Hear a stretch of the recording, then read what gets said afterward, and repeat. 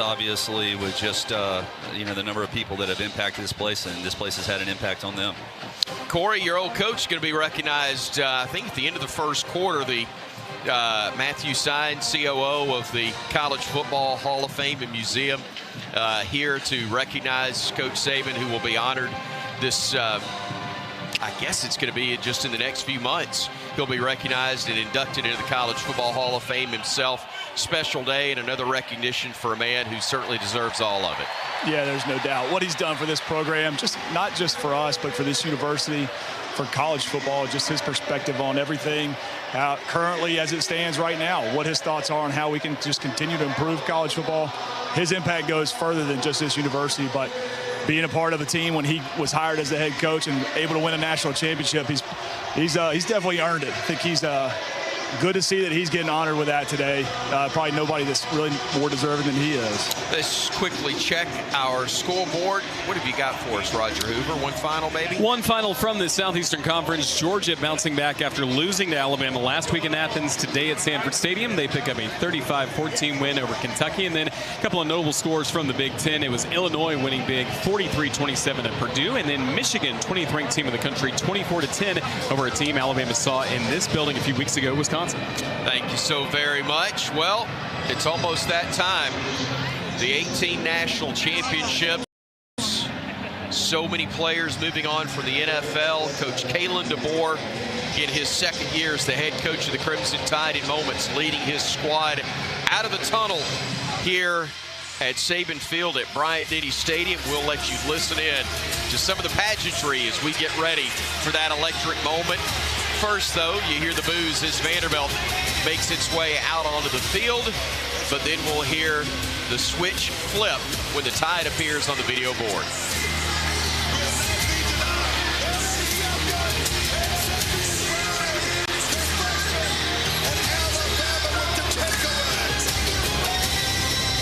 The standard is Alabama. The standard is Alabama. Tony Giles welcoming in the Tide.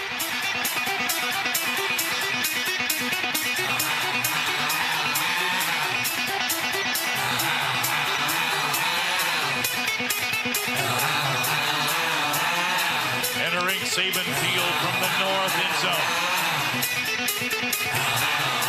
The Alabama Crimson Tide.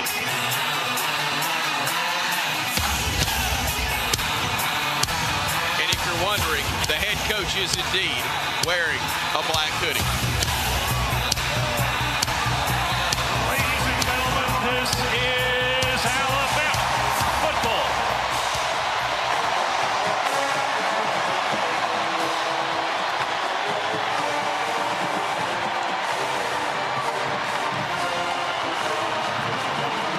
Alabama's captains already out on the field as the rest of the team joins them.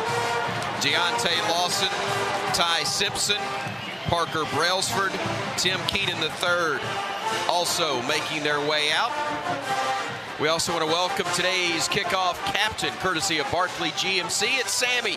Sammy's 13 years old from up in Albertville, Alabama, and loves the Crimson Tide. We want to welcome Sammy and his family to Saban Field at Bryant-Denny Stadium and thank Barkley GMC for their support of the Crimson Tide and Make-A-Wish Alabama, which creates life-changing wishes for children with critical illnesses. A wish begins with hope. Hope begins with you.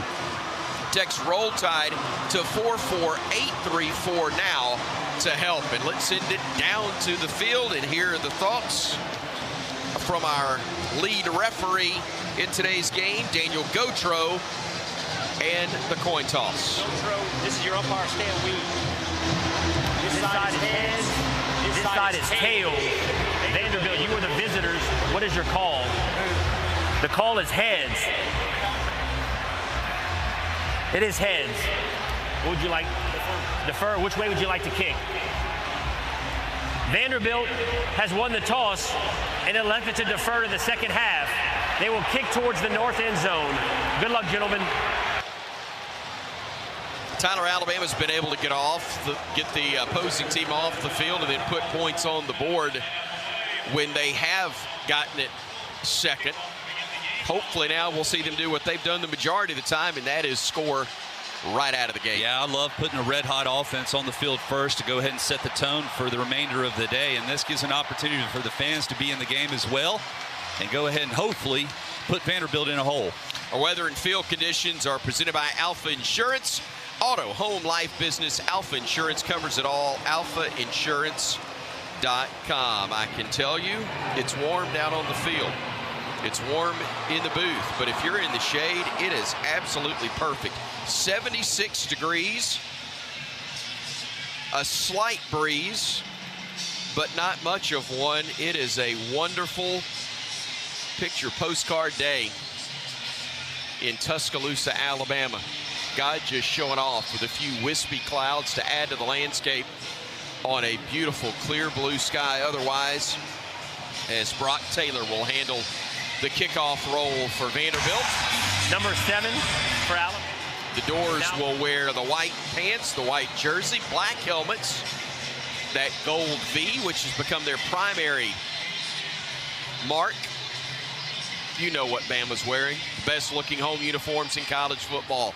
The crimson jerseys, the white pants with crimson stripes down the side, the crimson helmet, as well as our kickoff is presented by Coca-Cola. Passionate fans and an ice cold Coca-Cola. That's a winning combo. Fan work is thirsty work. Enjoy a Coca-Cola. Ladzier Brooks and Cole Adams are the deep men for Alabama. Ladzier, the deepest of the deep men, as he is standing back at his own 2-yard line. Taylor approaching the football, and the Knoxville, Tennessee native kicks this one high. It'll be fielded at the goal line, and Brooks is going to bring it out. 5-10, cuts it back 15, 20, 25, and up to the 27-yard line.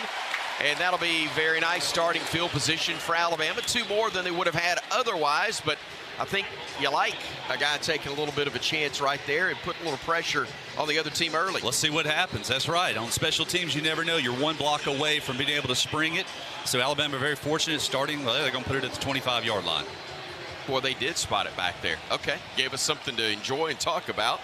But the normal spot right at the 25. Jam Miller will be the single setback to the right of quarterback Ty Simpson. The 3 that you would expect in as wideouts with Horton, Williams, and Bernard. Bernard all alone to the right side of the formation.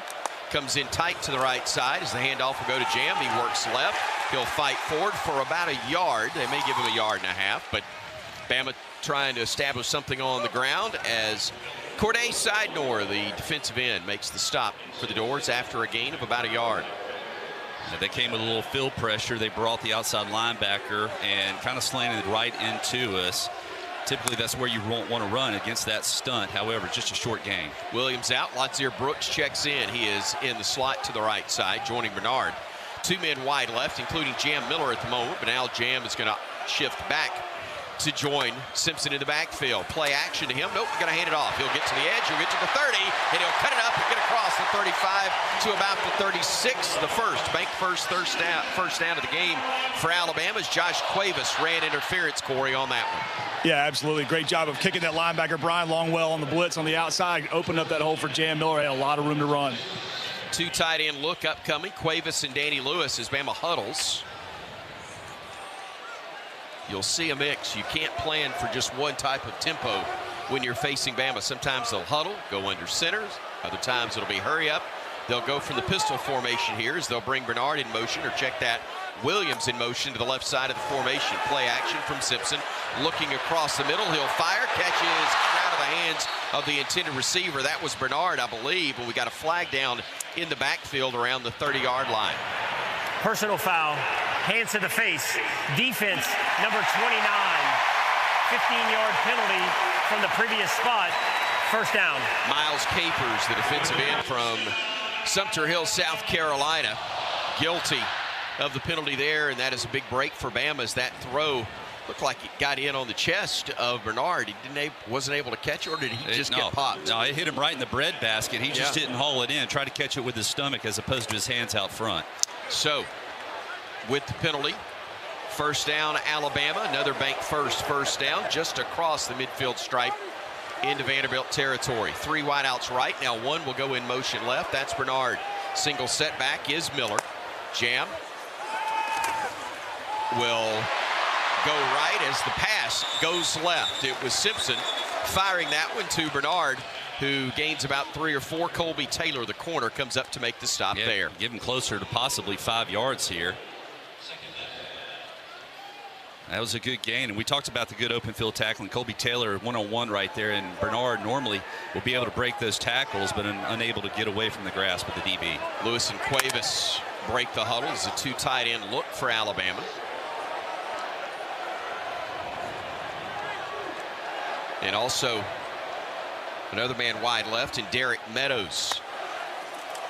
Handoff will go to Jam. He'll bounce to his left. He'll get to the first down mark inside the 40-yard line to the 38. Move those sticks again on another bank first stand. Wilkin Formby and Cam Dewberry running interference on that play. Yeah, right now this offensive line dominating the line of scrimmage. They're bringing pressure, fitting hard with their linebackers, and we're able to pick them up and get them out of the way. Jim Miller doing a nice job of buying time, allowing the hole to be able to open up and then hitting it hard. 3rd carry, 17 yards already for Jam in this ball game, as Kevin Riley will check in to replace him. Trips right for the Crimson Tide.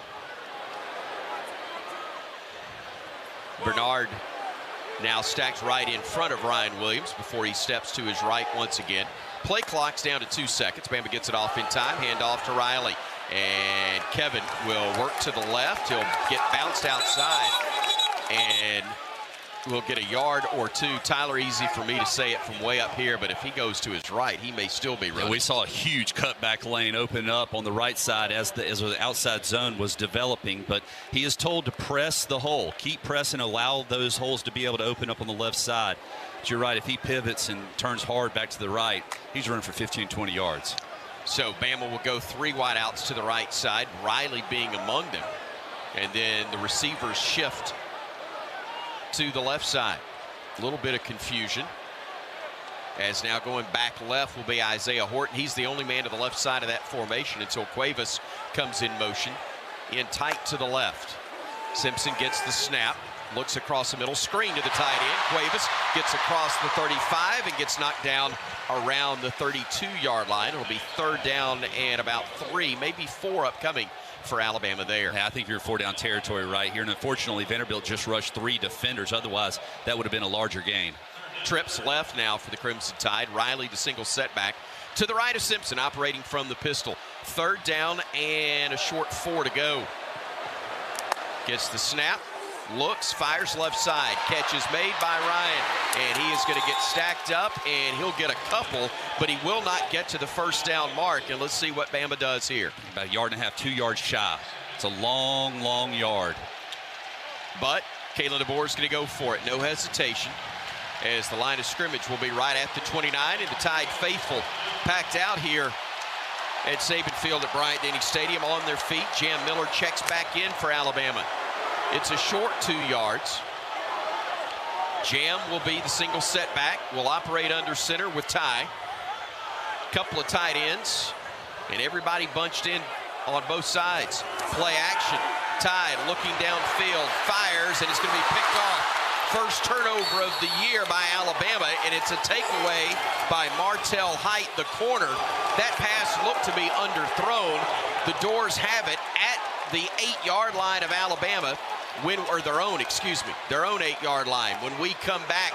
So the Tide gets turned away with the first takeaway by an opposing defense. 9:47 remaining in the first quarter. No score, Alabama and Vandy here on the Crimson Tide Sports Network from Learfield.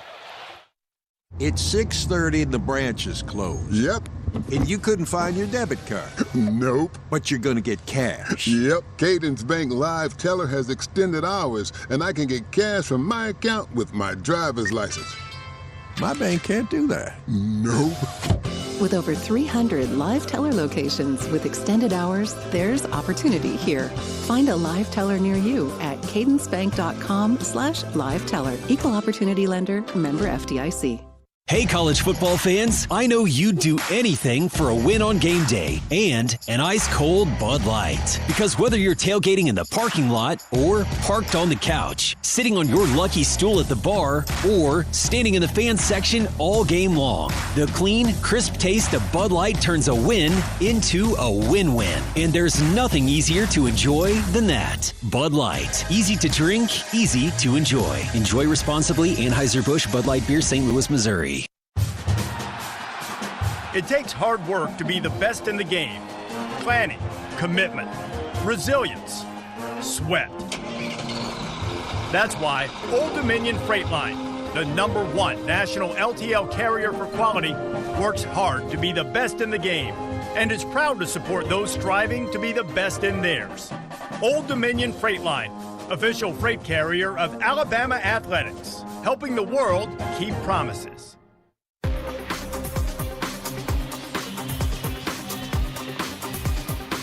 No score between Alabama and Vanderbilt with 9:47 remaining here in the first quarter. I'd like to thank Regions Bank for being today's game sponsor. Just like the Crimson Tide, Regions Bank always goes the extra mile because at Regions, extra is our ordinary.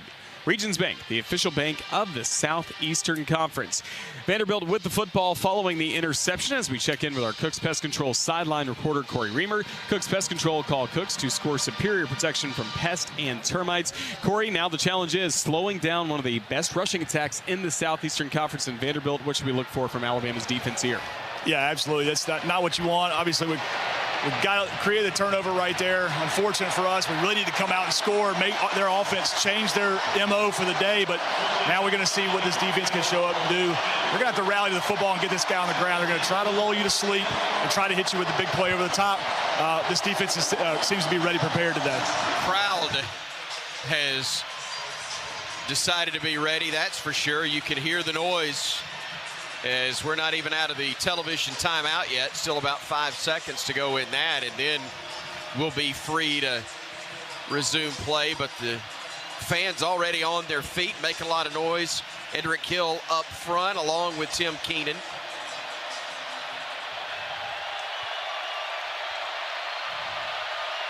The Commodores will shift 2 men to the left side. Single setback, Alexander Pavia from the pistol. Hands it off. Alexander going right, gets hit after a gain of a yard, maybe 2. Deontay Lawson delivered the second hit after Edric Hill is the man that initially wrapped him up. Yeah, and Yonze Pierre did a really nice job of setting the edge and forcing that ball inside, not allowing it to bounce to the edge. Unfortunately, they still got 5 yards on first down, so they'll put them at the 11.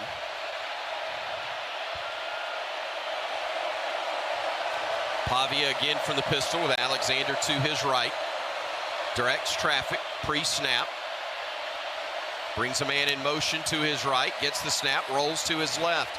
Fires it out to that side. Catch is made and making the grab, but out of bounds as he made the catch was Stowers. That's a mistake on the part of the Vanderbilt tight end because he had room. He had the first down, but he let himself drift to the boundary. Yeah, and as he was hauling it in, his left foot, or his right foot rather, left foot stepped right out of bounds as he was securing ball. So here a pivotal 3rd and 5 early on. It's a mental mistake. The ruling on the field is an incomplete pass. The previous play is under video review. And each of our reviews presented by Ziegler Meats. Pick up the same Ziegler Jumbo Franks served in Bryant-Denny Stadium at your local grocery store. Ziegler Meats, a tradition of great taste for over 90 years and proud to be the official hot dog of the Crimson Tide.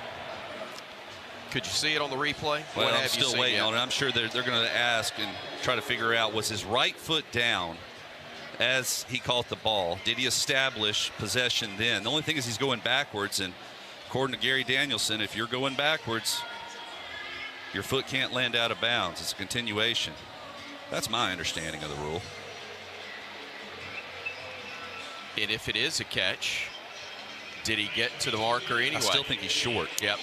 Let's take a break. We'll be back in a moment here on the Crimson Tide Sports Network from Learfield.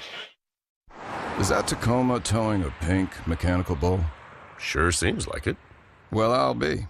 Truck like you truck with a great deal during Toyota Truck Month. Get $1,000 in Conquest bonus cash for new Toyota customers on a new 2025 Toyota Tacoma. Valid through November 3rd, 2025. Offer entitles $1,000 Conquest bonus cash on certain new 2025 and 2026 Toyota pickup trucks for current non-Toyota owners of small, midsize, and large pickup trucks. Exclusions apply. See dealer for details. Toyota. Let's go places.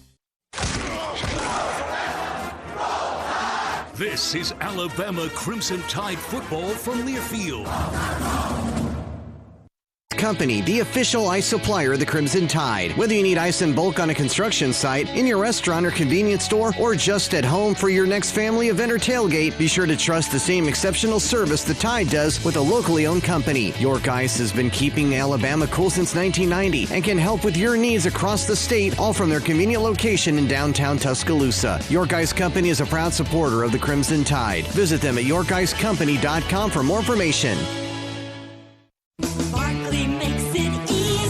Ready to rev up your engines and feel the excitement at Barkley Buick GMC Cadillac. We've got the perfect ride to match your style and adventure. Visit us at our showroom at Skyland Boulevard and let our friendly team help you find the vehicle of your dreams. Barkley Buick GMC Cadillac, where hometown pride and unbeatable deals collide. Drive with passion with Barkley. Visit us today or check us out online at barkleygmc.com. Barkley makes it easy.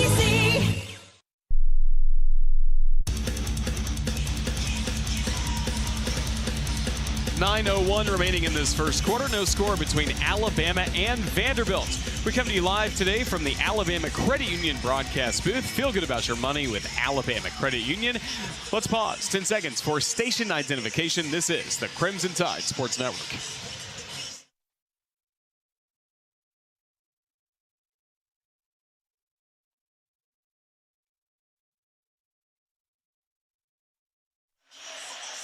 Glad you're listening to us wherever you may be tuned in, around the state, around the country, or around the world. Like a group from University of Alabama National Alumni Association traveling to Venice, Italy. Mandy Wyatt, past president of the Alabama Alumni Association, letting us know that there's a group tuned in from Venice. Enjoy yourselves. Don't fall in the canal, and hopefully the Tide will be rolling along. But right now we've got Vanderbilt with a 1st and 10 from their own, inside their own 20-yard line. A quick pass goes to the right side. Tristan Brown, a sophomore out of Houston, Texas, makes the grab and fights forward. Another positive first down play that gets him about 7, maybe even 8 on that one. And then they just kind of lull you to sleep. They just take what you give them, stay ahead of the change, and that's the frustrating part as you stay in zone coverage. Unfortunately, it wasn't 7 or 8. It was 9. Vanderbilt with a second and very short upcoming. They'll send a couple of men to the left side. They've got a tight end to the left side of the formation and one to the right as well. Cedric Alexander is the single setback. To the right of the quarterback, Diego Pavia, excuse me. He will keep it himself. He'll run. He'll get spun around, and he'll get leveled. Did a heck of a job hanging on to the football as Justin Jefferson almost dislodged the ball and teeth in the process. That was a heck of a hit. Well, and although he picks up the first down, that's what you're wanting to do against any option quarterback, is you pound them, and you're hoping over the period of 4 quarters that it takes its toll on these guys. Cole Spence and Emmanuel Adebi are 2 wideouts to the near side of the formation. Also Junior Sherrill, a wideout for the Doors as they'll go from the pistol formation.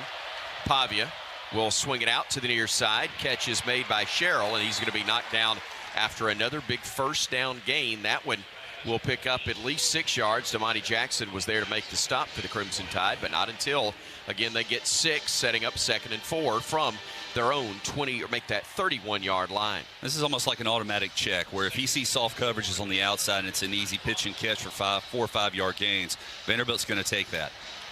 Under 7 minutes ticking, time left, first quarter. No score, Alabama and Vanderbilt. Tide turned away after their first interception of the year on a 4th down play. It was picked off down inside the 10, a throw of better than 20 yards when it was picked off. Handoff goes to the right side, and a lot of running room for Alexander. 30, 20, foot race, 10-5 touchdown Vanderbilt. A 65-yard touchdown run from Cedric Alexander, his 5th touchdown of the season. And the Commodores get on the scoreboard first. And it was a bunch look by Vanderbilt to the left side of their line of scrimmage. And they run a little counter back to the right and just overpower. I don't know if they pulled a guard or a tackle and picked up an extra body, but a huge seam. And all the Alabama defense was right at the line of scrimmage. So as soon as he broke that containment, no safety help. Brock Taylor on to try the extra point from the hold of Nick Haberer. Snap a little high, but the placement's good, and the kick is up, and it's good as well. It was 6:34 to go in the first quarter. Vanderbilt draws first blood. They score.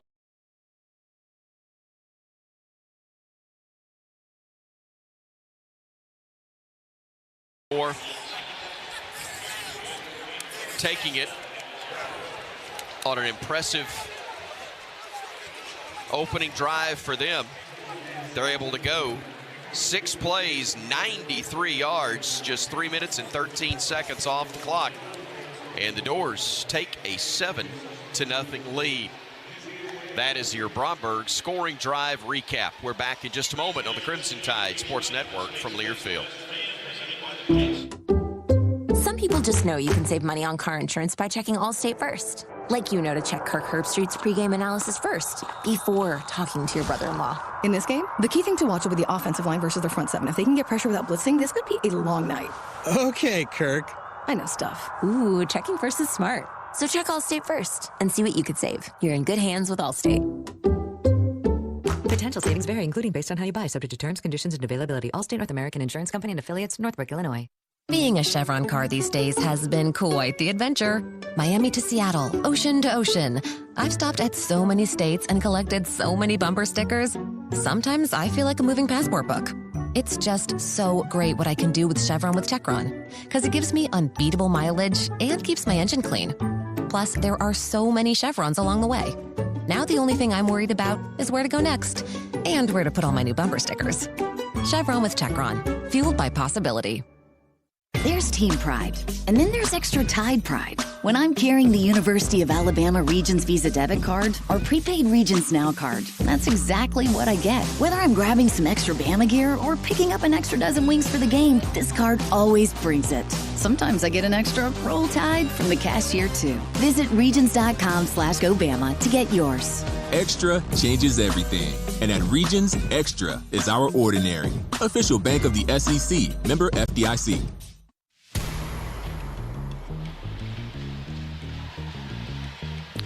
65-yard rushing touchdown for Alexander of Vanderbilt has made it a 7-0 lead for the Commodores over the Crimson Tide with still 6:34 remaining in the first quarter.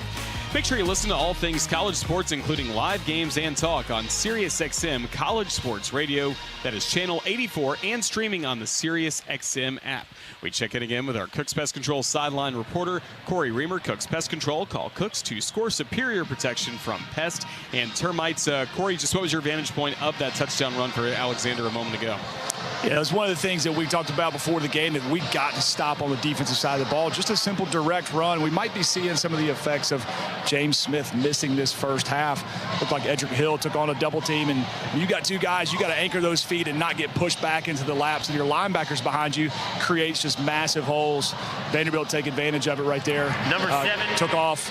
Big run right there. We got to limit these big plays. Got to find a way to get off the field on defense. We cannot play this style of football that Vanderbilt wants to play right now. They're doing exactly that.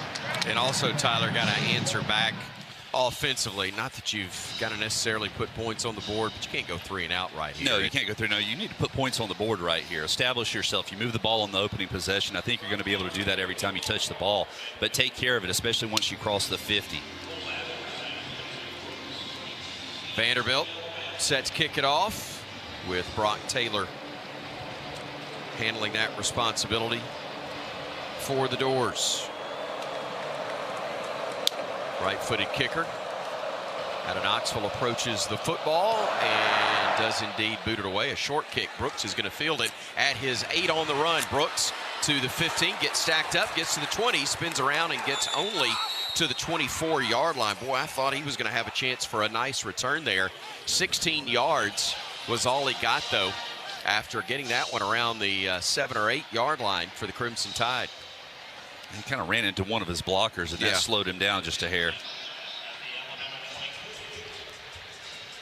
You're still staying on script at this point, aren't you? Yes, absolutely. Nothing changes. Don't press. Play your game. You don't have to get pass happy. You run the style of offense you thought would be effective coming into today's contest. Jam Miller will be in the backfield with a pair of wideouts to the right side of the formation. Simpson operating under center as it will be Horton coming in motion to the left side, balancing things out. Play action, wanted to go deep.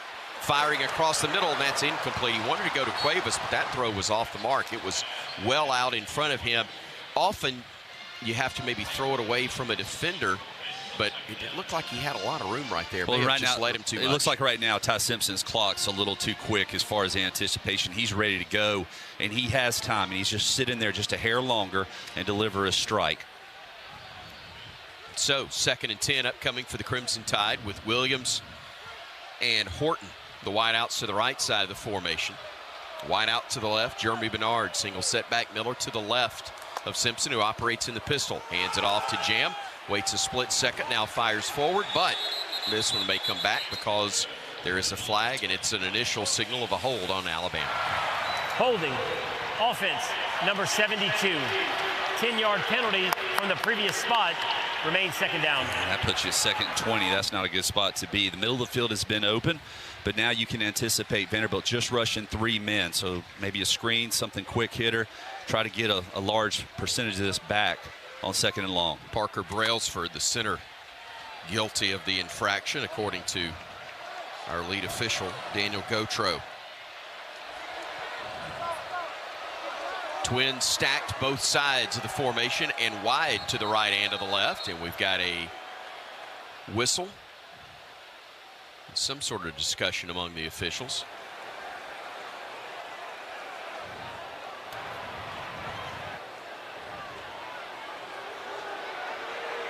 And if they made an announcement, we couldn't hear it.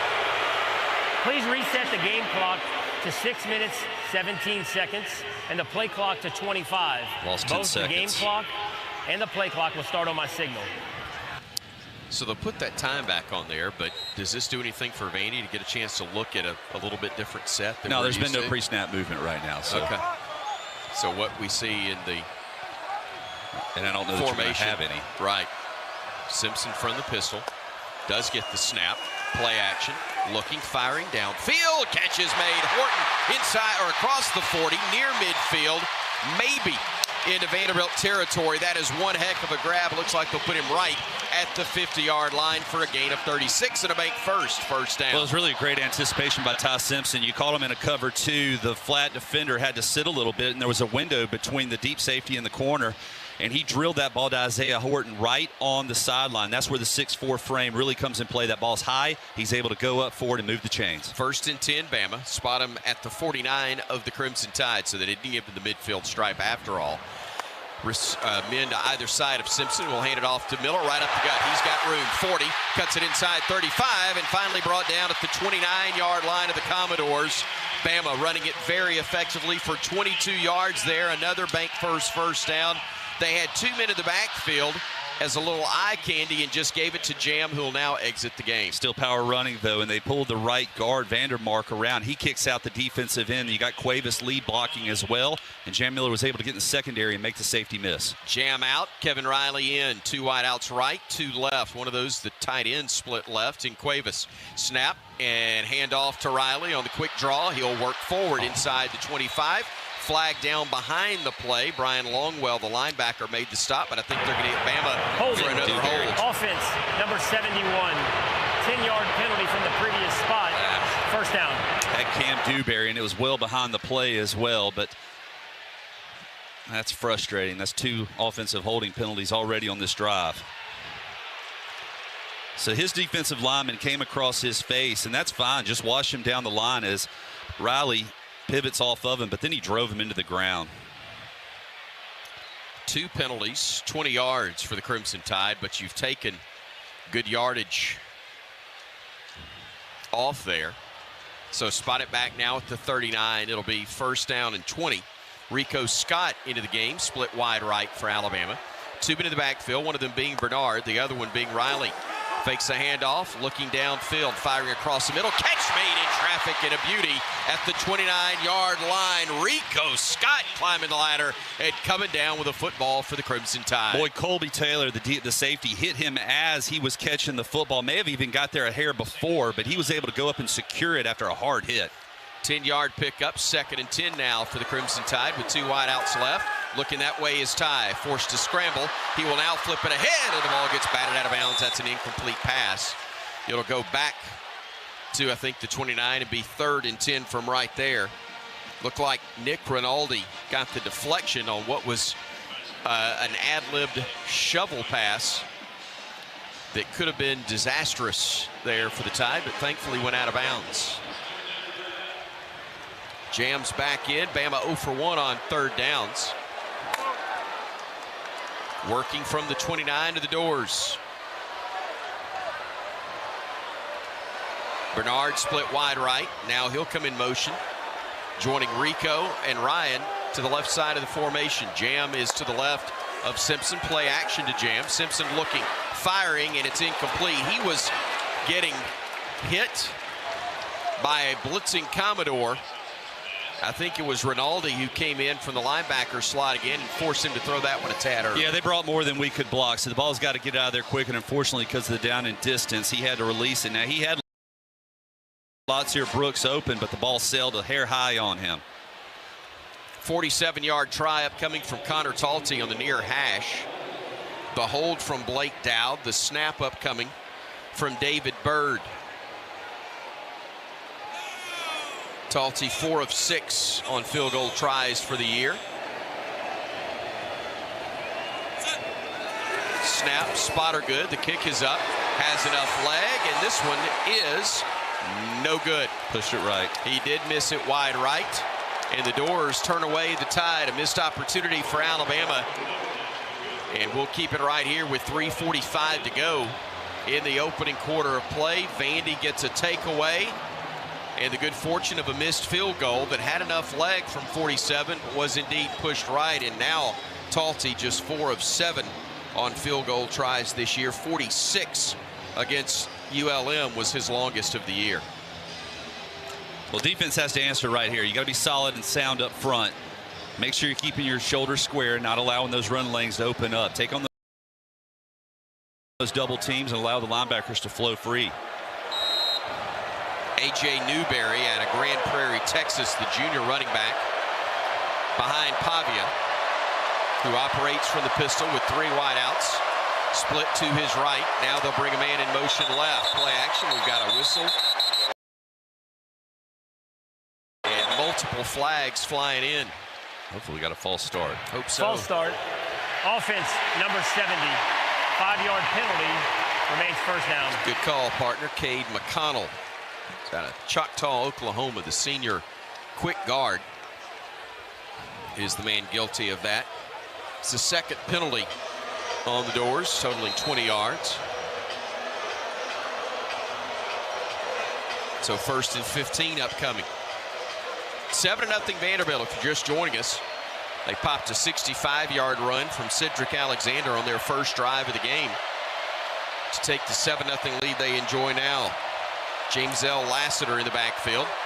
Pavia, quarterback draw, and he's got running room right up the gut, 40, 45 across midfield, and finally run out of bounds around the 35-yard line. Diego Pavia on the quarterback keep, picking up big yardage.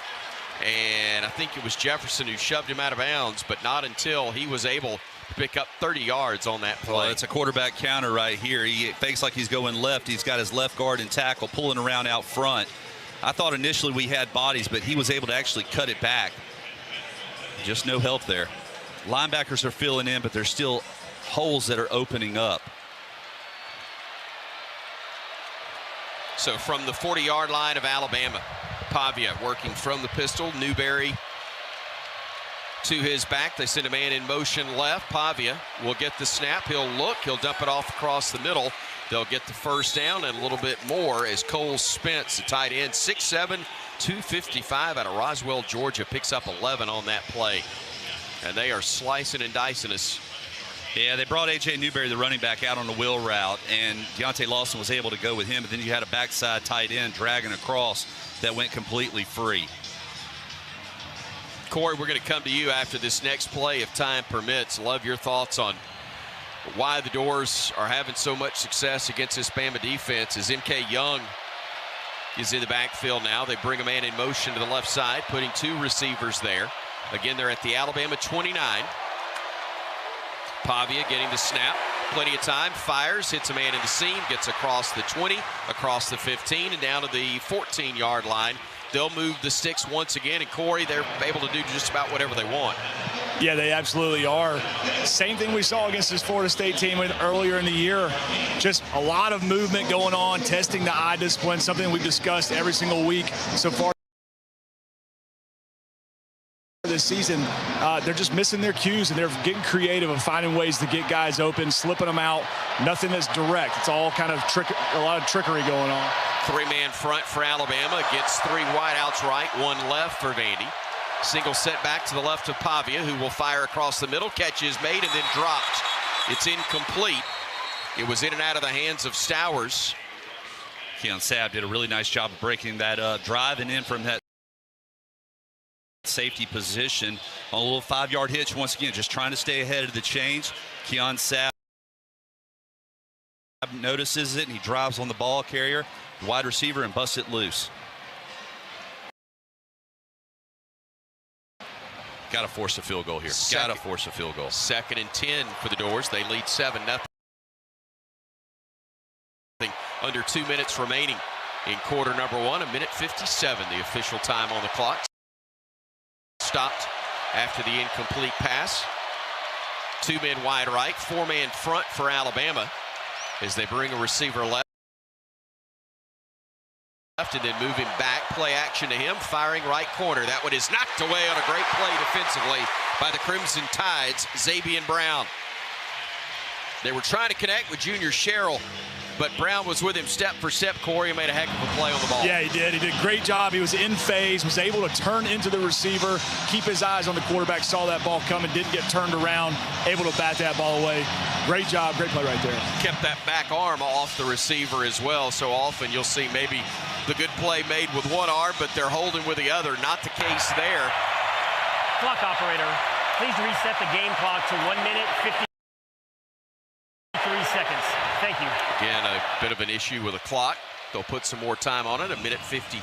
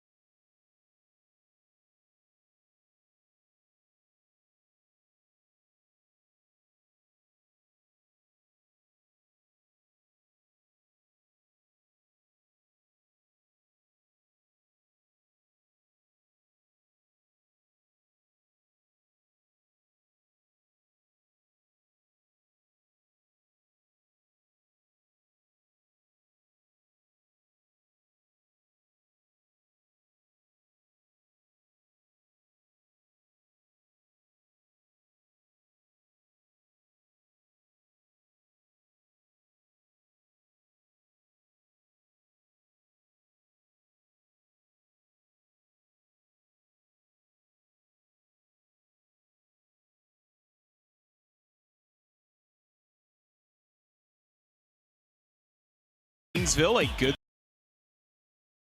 10-0 leading Texas with 12:41 left to go in the second quarter. Also just underway in Norman, Oklahoma. It's the 5th-ranked Oklahoma Sooners scoreless with Kent State. Normal week, yeah, you talk about it a little bit, but this week, very much extra attention to detail, and we'll see if this Vanderbilt defense can make some plays like that interception we saw from Martell Hyde back earlier in the first quarter. Yeah, Kev, thank you so much. Norm, talk to me about the run defense for Vanderbilt and what they can do to slow down Jam Miller a little bit here in the second quarter. Yeah, what's happening is the offensive line is doing a great job not only of clearing out a hole, and they're doing a lot of angle blocks, but they're also getting into that second level, into the linebackers, where the linebackers would normally scrape and come into that hole, fill the hole. There's somebody there blocking them. A big difference for this Alabama offense this season is the addition of offensive coordinator Ryan Grubb, who reunites with Kalen DeBoer. They were together at Fresno State and Washington in 50 games together. Grubb and DeBoer averaging 36 points per game over that stretch between Fresno, Washington, and Alabama. It's a good pair, and he's a good offensive coordinator. Quite the matchup between Beck and Grubb here today, calling plays offensively. So first down, 10 to go, start up the second quarter. Here for Alabama versus Vanderbilt, the 10th-ranked Tide and the 16th-ranked Commodores.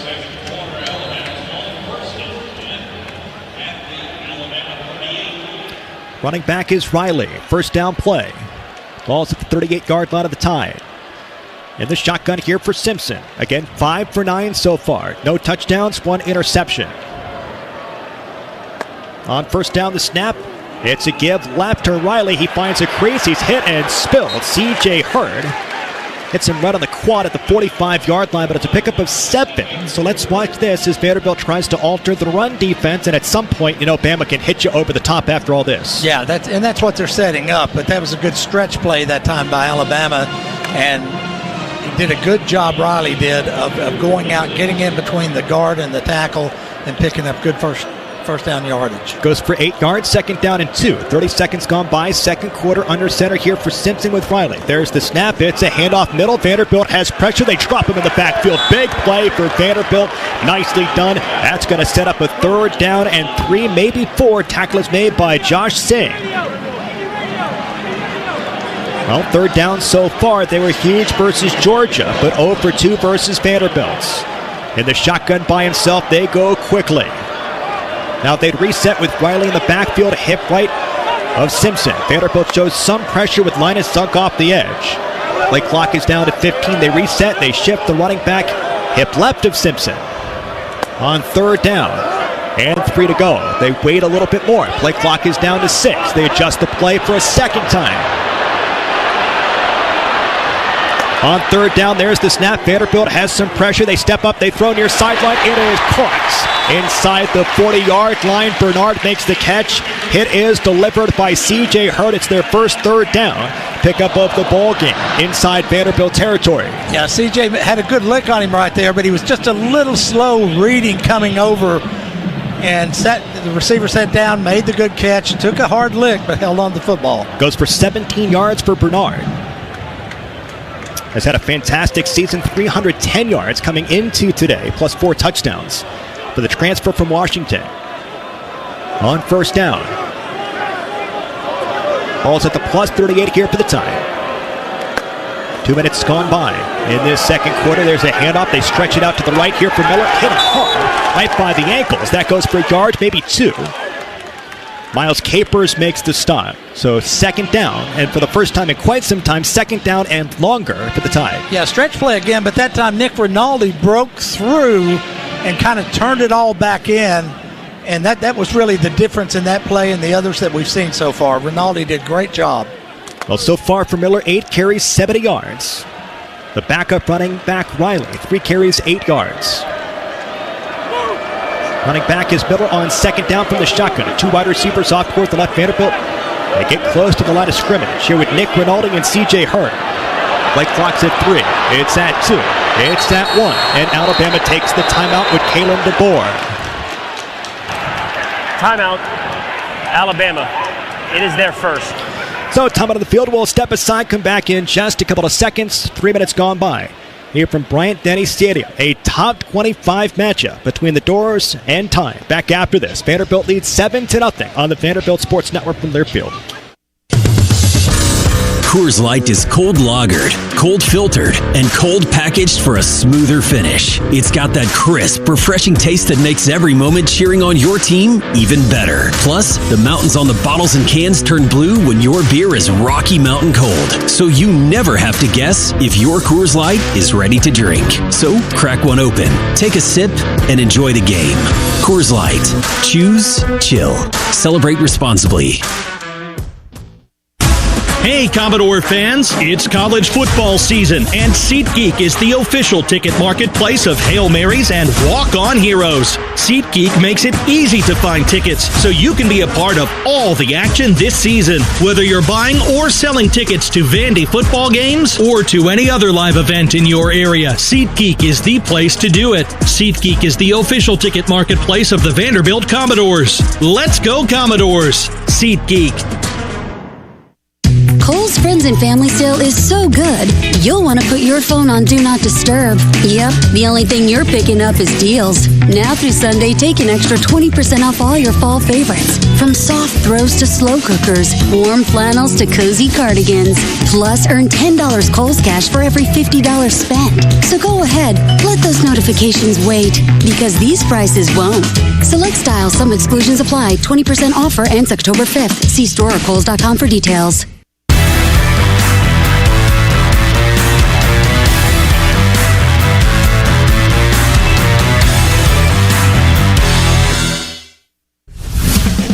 Buy Vanderbilt football tickets on VUCommodores.com. Support your Commodores all season long. Now, more Vanderbilt football. Here's Andrew Allegretta. Our score, Vanderbilt 7-0 versus Bama. Early part of the second quarter. Let Martin and Zerfoss create a comprehensive insurance plan for you, your family, and even your business at competitive prices. Martin and Zerfoss, the no problem people. Norm, we've started to see a very interesting chess match develop between the offensive coordinator, Grubb, for the Tide, and Gregory, the defensive coordinator for Vanderbilt. Tell us about it. Yeah, what's happening is Vanderbilt's making a shift, usually with the defensive line, sometimes with the linebackers as well. And what's happening is Alabama has Ty Simpson sitting back there. He's waiting for the shift. Then he's calling the play. But that time you had another move by Vanderbilt, and Simpson ran out of time, so Coach DeBoer called timeout. On the previous play, we saw them flip the running back twice, once to the left side, then back to the right side of that shotgun to handle the protection. So second down, 10 to go, 12:07 to go, second quarter. Vanderbilt 7-0. A touchdown so far for the Doors. A 65-yard run by Cedric Alexander. Ball's at the plus 38. Big sequence for Vanderbilt offensively. Time of possession in favor of Alabama so far. Three wide receivers off toward the left. Vanderbilt will shift its defense once again. And the shotgun here for Simpson. There's the snap. They angle toward the left. They run the option. Simpson cuts middle. He is hit. He's dropped by Zay Wood. Oh, what a tackle by the shoulder. He looked like he was going to pitch it, tried to cut it up the middle, and Zay Wood just got him on the shoulder. Yeah, that's just good football play right there. That's good speed from a big man getting out, making the play on the quarterback. Ty Simpson has good speed, not great speed, and they took the pitch man, Vanderbilt did, and left Simpson on his own, and great play by Zay. Zay Wood, very athletic, has 3 career interceptions and 1 so far this season versus South Carolina. Big third down and 7 from the 35. They can get a first down at the 28-yard line. Vanderbilt shows blitz. Now they back it off. Man's in motion. That's Bernard. There's the snap.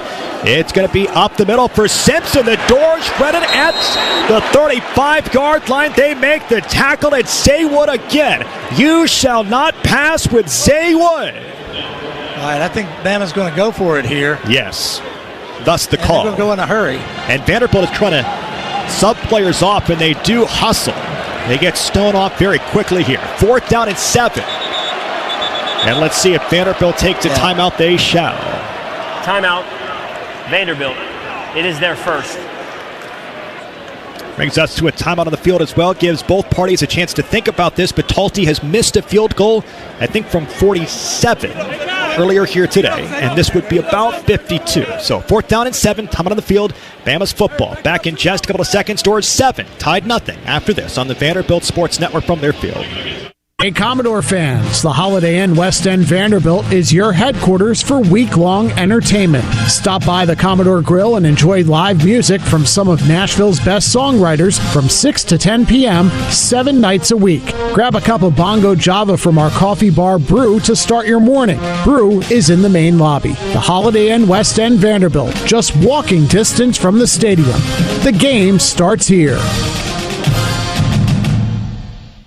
Never settle, unless it's into the electrifying BMW i4. Blend the lines of cutting-edge and classic with groundbreaking technology at your fingertips. Experience M-engineered precision while you twist around every turn. After all, electric doesn't have to be static. If you thought EVs couldn't live up to your expectations, then you've never experienced the ultimate electric driving machine. The 100% electric 2025 BMW i4. Take advantage of exceptional offers today.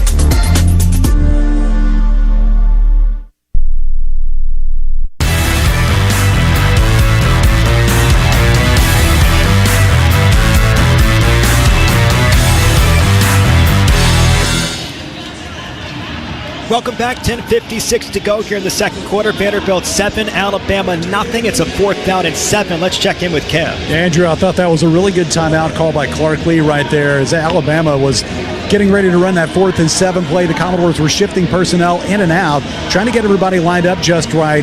Clark didn't like what he saw and decided to use the timeout. Vanderbilt had its full allotment, so you're not really hurt there, but it's a big play right here on 4th and 7. You get off the field, get the football on your own 35-yard line. That'll be good field position, so we'll see if Vanderbilt can come up with another big stop. What do you think, Norm?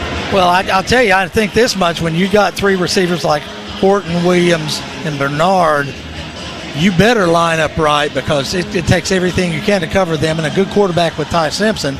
So it's going to be real interesting. I don't know. I mean, Vanderbilt can stop them right here. It's going to be a giant momentum swing. It looks like a big risk to take.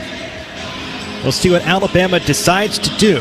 They're 1 for 4 on 3rd downs, 0 for 1 on 4th down so far today, including the interception by Martell Height on the opening drive for Bama down at about the 5-yard line of Vanderbilt. Hey, Money Talks and now it cheers with new Vanderbilt debit cards from First Bank. You can bank on the Doors every time you pay. First Bank, carry Commodore Pride, bank local, get more. Member FDIC or First Bank first downs. The Doors have 6, the Tide have 8s.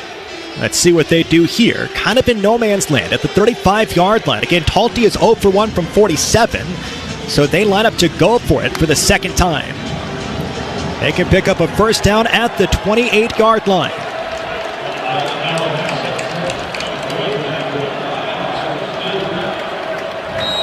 Fourth down and 7 from the shotgun for Simpson. Miller's in motion. He goes hip left of Simpson. Play clock is at 18 seconds. 3 wide receivers near sideline toward the rights as everybody adjusts. There's the snap on 4th down. Vanderbilt tries to bring pressure. They step up. They throw at the 30. It's a first down picked up by Alabama. Cuevas makes the catch inside the 20. It's a first down pickup to the tight end. Tackle is made by Nick Rinaldi. Goes for about 15 yards. Yeah, that was just an excellent call by Alabama right there. Get your tight end out in the flat right there. Had gotten wide open and just a good call. Vanderbilt was confused when they were lining up. Officially goes for 18 here for Cuevas. 11th catch of the season for the tight ends. Inside the red zone here for Alabama. A 7-0 advantage for the Doors midway through our second quarter. A 2-by-2 set. Cuevas in motion to the left. There's the snap. It's a handoff for Miller. Cuts middle. Vanderbilt is there. Good tackle by the Doors at the 15-yard line. That goes for a couple of yards, maybe 2. Corday Sidnor makes the stop for Vandy. Second down. Well, hopefully that's important to what's happening. Yes. Is that they can stop Jam Miller from gashing him for 8 and 10 yards every time he runs the ball. Averaging about 7 yards per carry so far. 9 carries at 72 yards so far today. For Jam Miller, the senior from Tyler, Texas at 5'10", 220. Had 2 touchdowns versus Vanderbilt a season ago for just 45 yards though. On second down and 7 from the 14-yard line officially. There's a play action, rolls near sideline. There's pressure on Simpson. He steps away from Capers. He throws end zone open. Touchdown. It's Williams. 14 yards, and Vanderbilt is an extra point away from tying the ball game. Should say Bama is an extra point away from tying the ball game. Yeah, Simpson did a great job of buying time right there, and you can't ask. It was Jordan Matthews on one of the best receivers in the country. You can't ask a defensive back to stay with him that long. And that's what I saw from Simpson versus Georgia. Gets outside the pocket, gets away from the rush, and is able to reset his feet. Obviously, Williams wide open. Here's the extra point by Talty. This is up, and it is true. So we're tied up at 7. It goes from Simpson to Williams, the third receiving touchdown of the season for Alabama's sophomore from Mobile. Ty Simpson throws his 12th touchdown pass of the year. One interception that came here today. Well, big drive for Vanderbilt. They will get the football to start the third quarter. 9 minutes, 22 seconds to go. Not that we're counting possessions just yet. But all of the pregame hype, all of the talk about revenge, this, that, and the other thing, we've officially reached the point of the game where it's just about the plays and the execution and the game. Yeah, I never really bought into the revenge thing, but maybe Alabama feels that way. But I think this is just a game to play between to play out on the field and keep the fans out of it. Just keep yourself on an even keel. So 12 plays, 92 yards, 7 minutes, 24 seconds off the clock. All of this starts with the fumble by Diego Pavia back inside the red zone. Here's the kickoff from Alabama. This goes end zone touchback, and Vanderbilt takes over at the 25-yard line. Well, each team so far with one turnover. And that kick right there, Trey Richardson had good judgment, and that the kick only went about 3 or 4 yards deep, but it was so high that you've got coverage down on top of you, so he just let it down itself in the end zone. So Vanderbilt takes over offensively. Time of possession, by the way, Alabama 15-5. Goodness. Running back is Cedric Alexander. 2 wide receivers, far sideline toward the right. On first down from the -25. Richardson in motion to the right. There's Pavia. He rolls toward the right. He throws this one far sideline, and it's caught by Sherrill at the 35-40. And tackled just past the 40-yard line outside the numbers. First down pickup for Vanderbilt. Tackle is made by Lee. Yeah, Nice gain of about 15 yards. Sherrill did a great job right there because Lee came in from behind him. He just kind of sensed him and put the ball away and made a good catch and a good run after. So first down for Vanderbilt from the -40-yard line. We're tied up at 7. 8:52 to go, second quarter. Shotgun formation with Cedric Alexander, hip left for Pavia. Hoskins near sideline toward the left. There's Stowers in motion left side of the line. On first down, man's in motion. There's a snap. It's a flip to Sherrill near sideline. He cuts middle at the 40. Hit wrapped up. It's a pickup of a couple of yards. Not much for Sherrill. Tackle is made by the defensive line. Yeah, that's a lot of effort and using arguably your best wide receiver to get 2 yards right there. He took a pretty tough shot when he got tackled. Well, so far for Sherrill, 3 catches, 21 yards.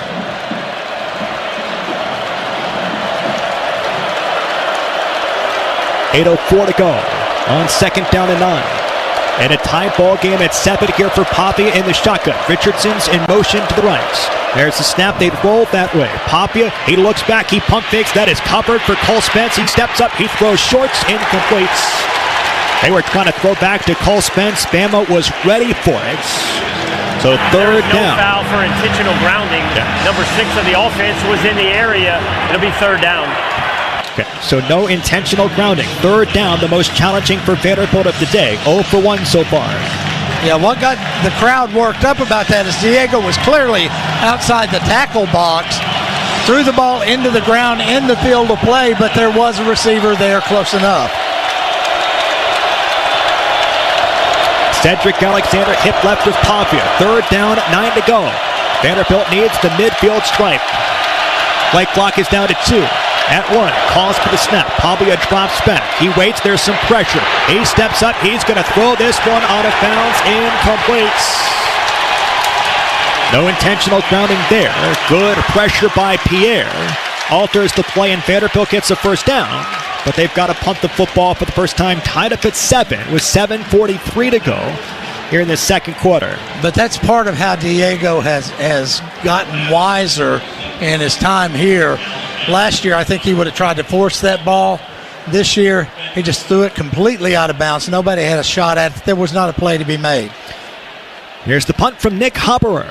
Back to Adams. Right-footed kicker sends this one wobbling down the field at the 15-yard line. Calls for the fair catch. He makes it near sideline at the numbers.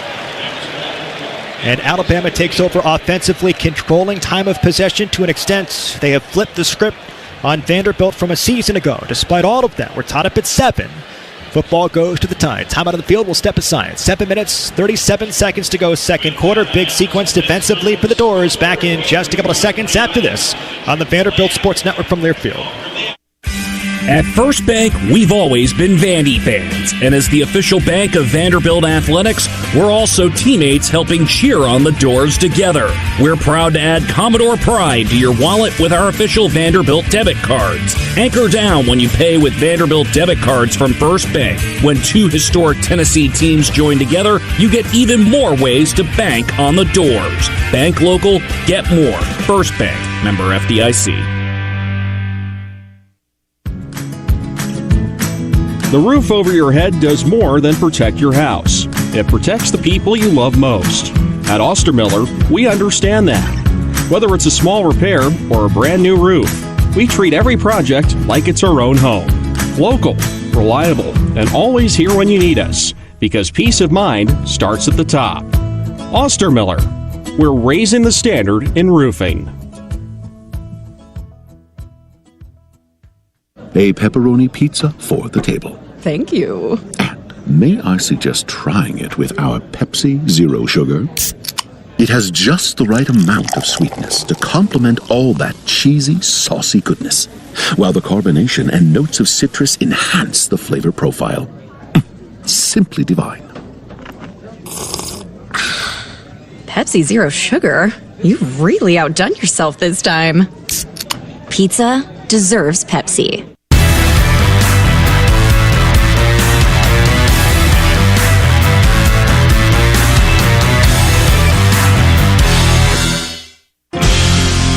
Hey Commodore Nation, this is former Vandy quarterback David Culley, and you're listening to Commodore Football on the Vanderbilt Sports Network from Learfield. Welcome back, Alabama's football. We're going to head down to Kevin in just a second. This sideline report is brought to you by Vanderbilt Sports Medicine. Convenient locations across Middle Tennessee. Visit VanderbiltOrthopedics.com. Big spot in today's ballgame. Yeah, Andrew, no question about it. You see if Vanderbilt's defense can hold after Alabama's D started to really put some pressure on Diego Pavia. A guy on the sideline down here who knows a thing or two about winning games in the state of Alabama, most notably over in Hoover, and that is Vanderbilt baseball coach Tim Corbin, who has been a regular on the sideline at Vanderbilt games throughout this season. I think he tried to chest bump Diego Pavia last week after a touchdown. Maybe it didn't go quite as well as we all might have hoped, but it's always great to see Corbs down here. Also, Vanderbilt has a player inside the medical tent. If I get a little more information on that, I'll give you an update. Okay, Kev, thank you so much. A bunch of baseball players are here as well for Vanderbilt. Brennan Cyber, Brody Johnston, not too far from our location here on this near sideline.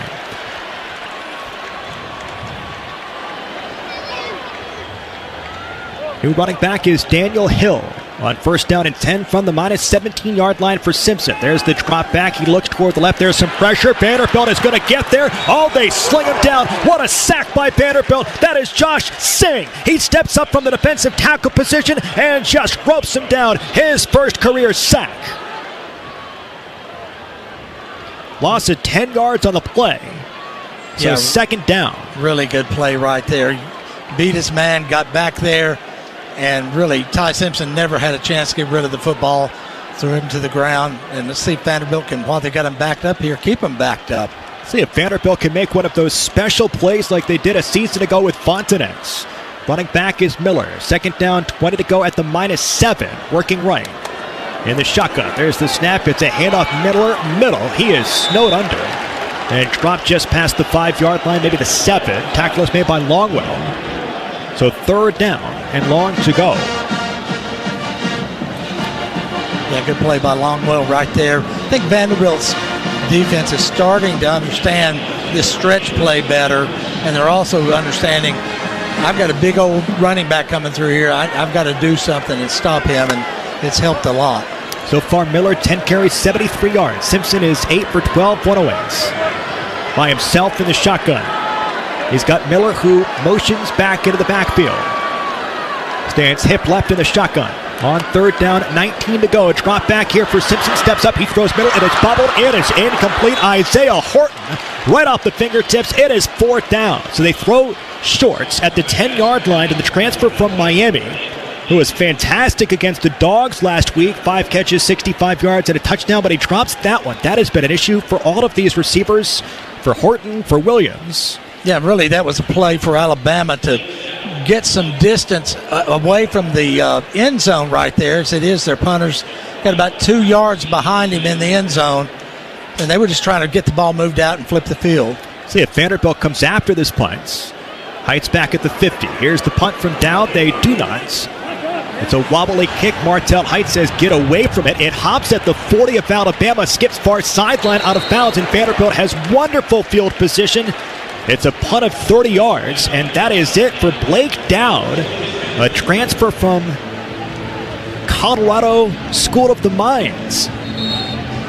Actually one of the best engineering schools in the world. Is that true? It is true. Really good punter, except for that. He was the 2-time D2 Conference Special Teams Player of the Year. Yeah, but he can build you a bridge, too.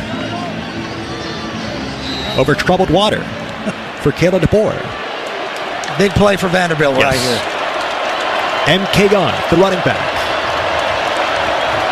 At the plus 38. White uniforms here for the Doors, tied up at 7. There's the snap. It's a handoff for Young to the right. He gets hit hard. He goes nowhere. No gain of the play. Tackle is made by Simmons, so second down and 10. Yeah, right there, it was clearly a give. Nobody paid attention to Pavia, but I promise you one person that was paying attention to that, that's Tim Beck. So look for that fake and then Pavia bringing it out later on in the game, maybe third quarter, maybe fourth quarter. Again, we're tied up at 7. 5 minutes, 26 seconds to go. Here in the second quarter, a top 25 matchup between Alabama and Vanderbilt from Tuscaloosa. Running back is Lassiter.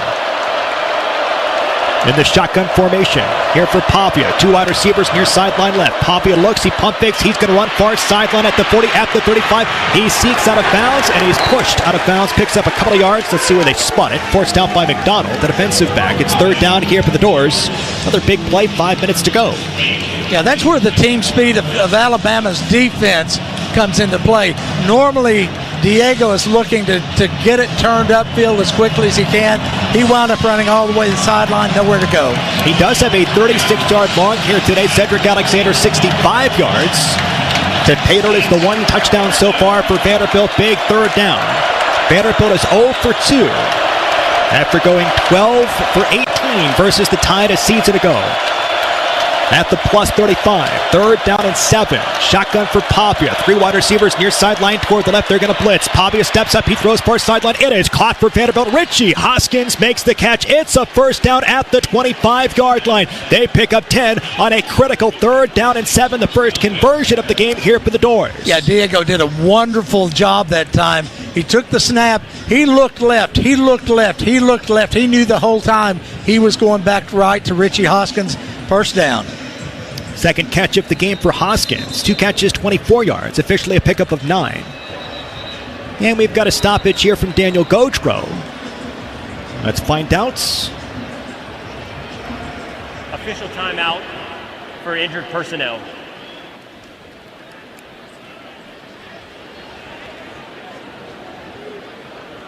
Okay, so we'll try to check on that in just a second. Again, our score tied up at 7. There's someone down on the Alabama sideline. That's what I thought it was. Somebody it's over there, and there's so many people you can't see who it is. Yeah, we'll check on that in just a second. Hey, thanks to everyone listening today on 94.9 The Fan in Nashville, our home for Vanderbilt football, men's basketball, and baseball. 102.5 The Game, 94.9 The Fan. We're proud to carry our games on these stations. Again, our score tied up at 7. Touchdown reception for Williams for Bama. Touchdown run for Alexander for the Doors. Time of possession dominated by Alabama so far, 17 minutes to 7. here for Vanderbilt. We're trying to get a look at the injured player for the Crimson Tide. Once we find out, we'll let you know. Please set the play clock. Oh, it's not a player. 25 seconds. Both the game and the play clock will start on my signal. So Daniel Gochko said injured personnel, and that's the case. It's a staff member. We'll try to catch that in just a second. Well, 3 minutes, 59 seconds to go. Top 25 matchup, Vanderbilt undefeated. They can get bowl eligibility here today. They would go to 6-0, which is, I know, a chuckle for you on October 4th. But what do you make of this one so far, Norm? Well, I think Vanderbilt's staying within what they can do. They're not having a lot of success on first and second down, so they're having to resort to other plays that they wouldn't normally run, but they're where they want to be. Time of possession notwithstanding, what's happening here is Vanderbilt is tied with Alabama with 3:59 to go in the second quarter. Hey, let's bring in Kev for just a second. I want to go back. We were talking about one of the stories with Clark coming here with Bobby Johnson. One of our favorite stories. We've got a second here. It does look like the injured personnel is starting to make his way to the feet. We'll check on this in just a second. Perhaps part of the chain gang. Yeah, part of the chain gang, I think, got hit by Richie Hoskins and fell back fairly hard. So he is starting to get to his feet, so fingers crossed there. But while we have a second, boy, we love that story with Clark and Bobby Johnson returning a punt back in the day here in Tuscaloosa, huh? Yeah, that was a great story that he told us on Commodore Hour a season or two ago. And, he had quite the exchange with Coach Johnson. Actually was mostly on the receiving end of that exchange after That's right. A mistake on special teams, but really funny stuff. And Clark has a lot of great stories about his playing days and also just talking about how much love and respect he has for Coach Johnson during his time playing football with the Commodores. At 2002, basically Clark Lee fielded a short kick, had to take a step back, which is a no-no for somebody like a fullback. Took a step back, hauled it in, and then took off. And Bobby Johnson was none too thrilled in 2002. Alabama would go on to win that game, undoubtedly because Clark returned that kick. Yeah, not that it was a giant faux pas, but Bobby Johnson had coached him not to step back to make that catch, and you stepped back and made that coach, and that catch, that's the way Bobby Johnson rolled. Boy, such a good coach. Again, we continue to focus on the personnel that is down, a member of the chain gang. They did bring the carts out, but that person was starting to get into a seated position, and they're starting to walk him onto the carts. So fingers crossed, always uncomfortable when moments like this happen. Vanderbilt just picked up a first down. So Vanderbilt's football, 4 minutes to go, second quarter, tied up at 7, top 25 matchup. But one of the things Clark has talked with us about is how much credit he thinks Bobby Johnson needs to get for the way that he set up Vanderbilt, especially into the early 2010s. James Franklin was great, but part of it is because of the way that Bobby built it back up in the aughts. Bobby left them with a lot of SEC caliber players, and there weren't that many when he took over, and he did a great job, and I have all the respect in the world for Bobby Johnson. Well, that South Carolina victory meant a ton for Coach Lee with Bobby Johnson. And certainly something here today, if it could happen, would be magical for all the people that represent black and gold. First down, 10 to go from the plus 26 shotgun for Pavia. Junior Sherrill near sideline toward the left. Richardson in the slots. Richardson in motion on first down. A pump fake here for Pavia. He rolls, he throws, caught by Richardson at the 30, at the 25-yard line, and pushed back. No gain of the play. It's Lawson that makes the stop as Diego Pavia had to ditch that play, get it to Richardson, far sideline, and the Tides defense stood tall. Yeah, I mean, Diego made the right read right there. They were trying to do enough sleight of hand in the backfield to where some of the defensive backs would come up on the play. They didn't come up. Diego did the right thing, dumped it off. Now Vanderbilt's got second down. Officially second down and 10. Running back is M.K. Young. Pistol formation. Two wide receivers near sideline toward the left. One of them is Sherrill. On second down, there's the snap. It's a play action. Poppy waits. He throws near sideline. It's a back shoulder throw, and it's broken up. Incomplete. Looking for Sherrill at the pylon. They tried to go back to the play that earned Junior Sherrill his third touchdown reception of the game versus Utah State, and it's third down and 10, knocked down by Lee. Yeah, Dijon Lee did a great job right there. He was a little bit out of position, saw the ball coming, and Junior never really had a chance to make it because he raked his arms. So 3rd down and 10 here for the Doors. 2 minutes, 56 seconds to go, second quarter. Vanderbilt has outgained Alabama by 7 yards so far at the 26-yard line. They need the 16. In the shotgun, it's a play action. There's a flip for Cedric Alexander at the 20. He's racing his way toward the first down sticks. He's going to stretch. It's awfully close. I think they're going to give it to him. First down, Vanderbilt. Goodness, the Utah pass is back. This one to Seti, not Stowers, like last year versus Bama. This one, Seti gets it, tackled by Jefferson. Yeah, and Seti did a great job right there. He knew where the down marker was. He got to the down marker and fell across and got the first down. Good call by Tim Beck right there. Vanderbilt is now 2 for 4 on 3rd down conversions. MK Young, the running back, once again hip right with Pavia. Balls at the plus 15-yard line. Man's in motion back toward the left. There's the snap. It's Pavia. Drops back. He looks down the field at the 20. Tucks and runs at the 15. Lowers the shoulder and crawls his way to the 10. Picks up 4, maybe 5. Tackle is made by Hill Green. And it's 2nd down. There's the 2-minute timeouts. This is the 2-minute timeout. What a big pickup, by the way.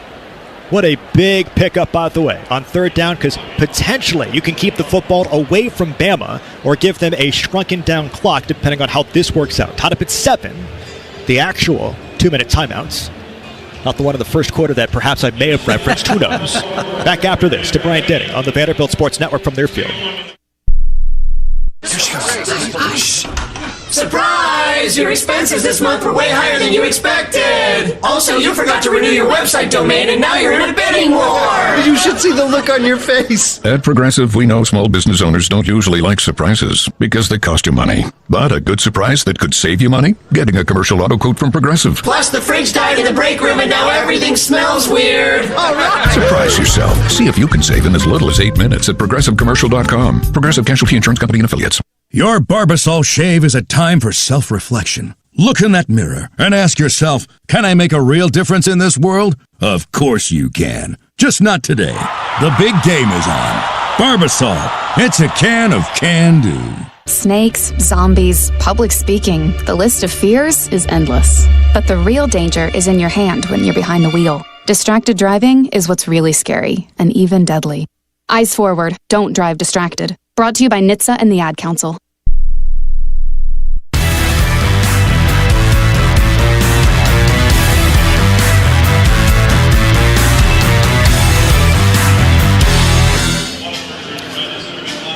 Welcome back. 2 minutes to go here this first half. Cole says the back-to-school styles that'll spoil them at prices that'll spoil you. From jeans and tees to sneakers and more, which means you can do it all without overdoing your budget when you shop at Kohl's and Kohls.com.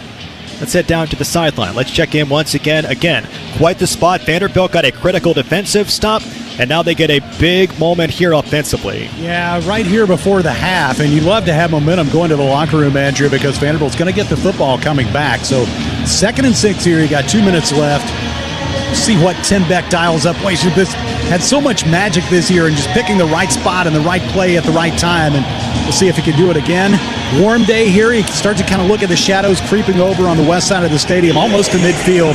It's really warm on this Vanderbilt sideline, and of course they have the misting fans and cool benches and everything, just trying to keep these players ready to go and hydrated and everything else it takes to play on a warm day.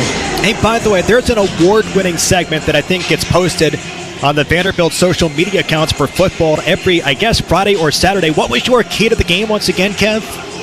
Key to the game, I think, was the middle eight, right? That's right, sir. Winning the third quarter. That's right. Win the middle eights, and we are certainly in the middle eight portion of the ball game right now with 2 minutes to go. Vanderbilt's football, 2nd down and 6 at the plus 11, tied up at 7.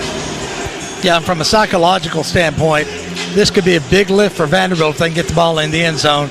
Alabama, on the other hand, if they can keep them out and just force a field goal attempt, then they're going to get a big lift. Running back is Cedric Alexander, 2nd down and 6, extra blocking with Gabe Fisher. Eli Stowers, no one's decided to cover him just yet. Ball's at the 11. He's matched up with Lee, near sideline toward the left. In the pistol for Pavia with Seti. On second down, Stowers in motion. There's the snap. It's a handoff for Seti. Bounces near sideline at the 10. Stutter step met by Lee. Wrapped up and spilled. Goes for a couple of yards. It's third down. Here for Vanderbilt. Manageable, though. And a timeout taken by Bama. Timeout, Alabama. It is their second. It will be 30 seconds. Well, Vanderbilt has a second down and 2 to go. I should say third down and 2 to go, 1:46 to play. Ball's at the 7-yard line and driving for the doors. Yeah, I don't think Seti's first couple of years he would have made as wise a run as he did right there. He realized this is not a touchdown run. This is a get what you can get run, and he got what he could get. So you're looking at third and a yard and a half. Again, Vanderbilt is 2 for 4 on third downs. They've converted their most recent 2 third downs, and they've got another one here, third down and 2. Ball's at the +7. Running back is Cedric Alexander once again, extra blocking with Gabe Fisher. Junior Sherrill near sideline toward the left. Richardson far sideline toward the right. In the shotgun here for Pavia, 2 yards to go for a first down.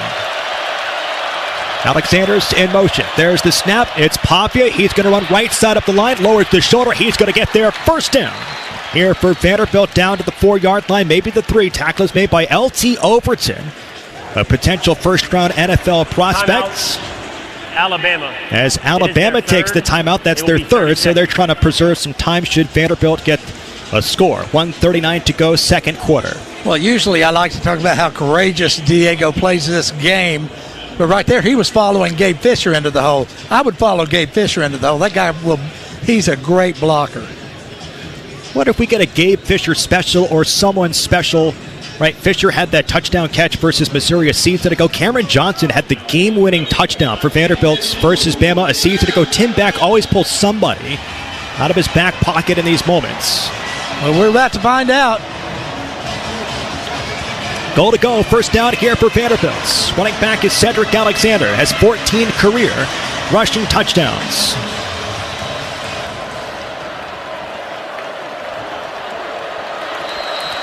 Stowers left side of the line. In the shotgun for Pavia. Ball's at the 5. Stowers in motion to the right. There's the snap. It's Pavia. Flips middle. There's Seti. Lowers the shoulder. Bounces off of tacklers. Looking for the end zone. Is he going to get there? You bet. Touchdown. Vanderbilt. Cedric Alexander. His second rushing touchdown of the ball game. Doors 13-7 versus the Tide. That was a really good run right there. I mean, he refused to go down. Made just a lot of effort. Good blocking up front, but still he had to go through 2 guys to get the touchdown. He got the touchdown. Officially goes down as a reception for Cedric Alexander on that little flip. Here's the extra points for Brock Taylor. Hold is down, kick is up, right-footed kicker drills it, and it is good. So Vanderbilt takes the lead 14-7, 1:33 to go here in this second quarter. So Diego Pavia gets his first passing touchdown of the ball game, 11 for 16, 88 yards. And for Diego Pavia, that's his 14th passing touchdown of the season. Cedric Alexander picks up his 5th receiving touchdown of his career. And the Doors lead by a touchdown. Again, we keep saying it, but the higher you climb. Number 7 for Alabama is now wearing number 47. The higher you climb and the later you get in big ball games, the stakes get higher. And with 1:33, a big defensive moment for the Doors. That's going to be interesting to see what they do with the kickoff right here. Half of me wants them to squib it because Bama's set up a couple of good kickoff returns. They haven't gotten a whole lot out of it, but you can tell the blocking's there to break a big one. Back deep is Brooks, a freshman from New Jersey. And the kickoff by Brooks. This one is spinning toward the goal line. I should say Taylor, taken by Brooks at the 10, at the 15, at the 20, driven out of bounds. Good job by the special teams units and the special teams coordinator, Jeff Leapak. Tackle is made by Prince Cully, the linebacker for Vanderbilt. Here comes Alabama's offense, 90 seconds to go. Alabama, look for them to try to get a couple of good first plays, and if they do, to hurry it up. But they have no timeouts, if memory serves. Correct. Running back is Miller. He flanks out toward the right. We'll see if he moves in motion. He does. Back into the protection. Ball's at the -22 here for Simpson. On the snap, he drops back. He looks middle. He waits. He steps up. He fires. It is caught by Horton at the 35-yard line. Tackle is made by Martell Height. It's a pickup of 13 yards. That stops the clock for a moment while they reset the chains.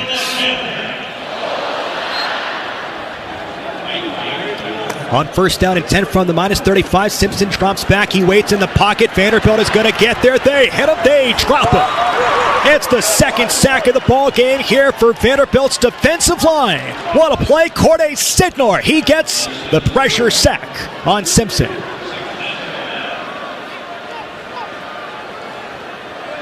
They go right back to the line. Second down and 12. Ball's at the -33, 50 seconds to go. Simpson drops back, steps up, throws middle, caught by Williams. He is tackled. It's shy of a first down, so the clock continues to move. Tackle is made by Hurd. Ball's out to the 43-yard line, a pickup of 10. Clock at 38, clock at 37. And the shotgun for Simpson on third down and 2, drops back. Vanderbilt looking for pressure, will not get there. It's a throw over the middle. It is caught by Alabama. Williams makes the stop. He is hit hard at the 40. And a flag has been thrown. Two flags have been thrown. Martell Heights. And they may have him the on coverage. He lowered his head. Hit him in the back, but he lowered his helmet, hit with the crown. Well, let's see exactly what we're going to get. A 17-yard pickup. Daniel Gojko is the official. Targeting. Defense number 4. The previous play is under video review. Massive call. Massive call. I don't think that's targeting, guys. And let me walk through it. First and foremost, at this point, Williams is not a defenseless receiver because he's running with the football. Martell Height, at this point, if someone is not a defenseless receiver, you have to hit him with the crown of the helmet.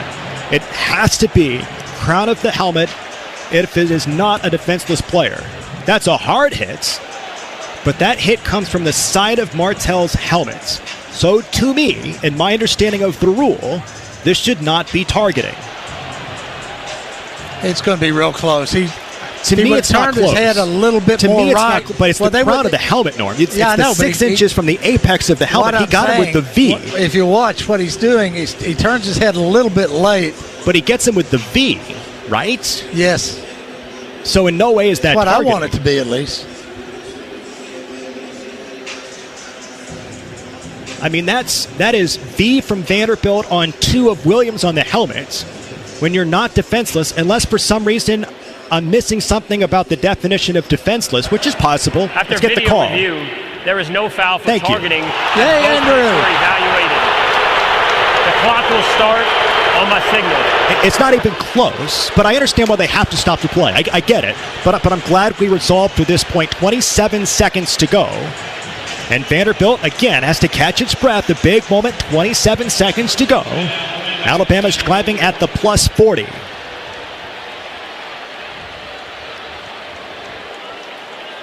Well, so far for Simpson, 11 for 16, 148. 1 touchdown, 1 interception. He's been sacked twice here today. Vanderbilt is trying to adjust its defense, and they might take a timeout. Yeah. They did not like what they had. Timeout Vanderbilt. It is their second. It will be 30 seconds. Oh, can't take him with you. Reset the game clock to 27 seconds. So Clark and Steve Gregory take the timeout to talk things over. 27 seconds on the clock. Yeah, if you look out, the way Vanderbilt plays defense, if you look out there and there are guys holding their arms out like, where am I supposed to be, or shaking their heads, you got to call a timeout because Vanderbilt has to get lined up right to run a good defense. Remember, Vanderbilt is without a couple of defensive players here today. We have not seen Issa with Taha since the Virginia Tech game. The defensive tackle, no Marlon Jones. A cornerback from Vanderbilt from Tacoma, Washington, injured his hamstring last week versus Utah State. First down, 10 to go. 27 seconds left in the first half. Ball's at the +40. Here for Simpson, it's Miller hip left. Two wide receivers near sideline toward the right, one far sideline toward the left. On first down, Vanderbilt is going to rush 4. Simpson with the pocket, throws toward the right. It is caught, backpedaling out of bounds. It's Bernard. It's a first down pickup. Ball is inside the 30, down to the 27-yard line, a pickup of 13 yards. Yeah, that's where Ty Simpson's at his best when he's back there. Vanderbilt blitz, but it got picked up. And he's at his best when he's just throwing at a target that's moving to the sideline or across the middle. 4 seconds off the clock, 23 seconds to go. Simpson drops back on first down, steps up, throws down the sideline. It is caught. It's going to be a touchdown at the goal line. It is brought in by Bernard. He got behind the cornerback in front of the safety at the pylon. 27 yards, 17 seconds to go. Right down the field for the passing attack of Alabama. Yeah, what happened that time is you had Martell out there, Martell Height, and his man got behind him, and CJ couldn't come across the top quick enough to make the play. Simpson saw it, threw in between them, touchdown. Extra point for Talty to try to tie the ball game. There's the snap. It's a bit of a low snap. The kick is up. It is good. So 14 apiece. Give credit to Kalen DeBoer. Uses his timeouts. He saves the clock. Goes right down the field. Missed opportunity defensively for Vanderbilt.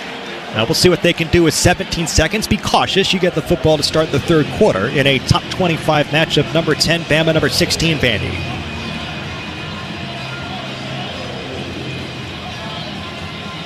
Well, I'm expecting let the ball go in the end zone, take a knee. 17 seconds, there's not a whole lot you can do. Richardson back at the 2-yard line.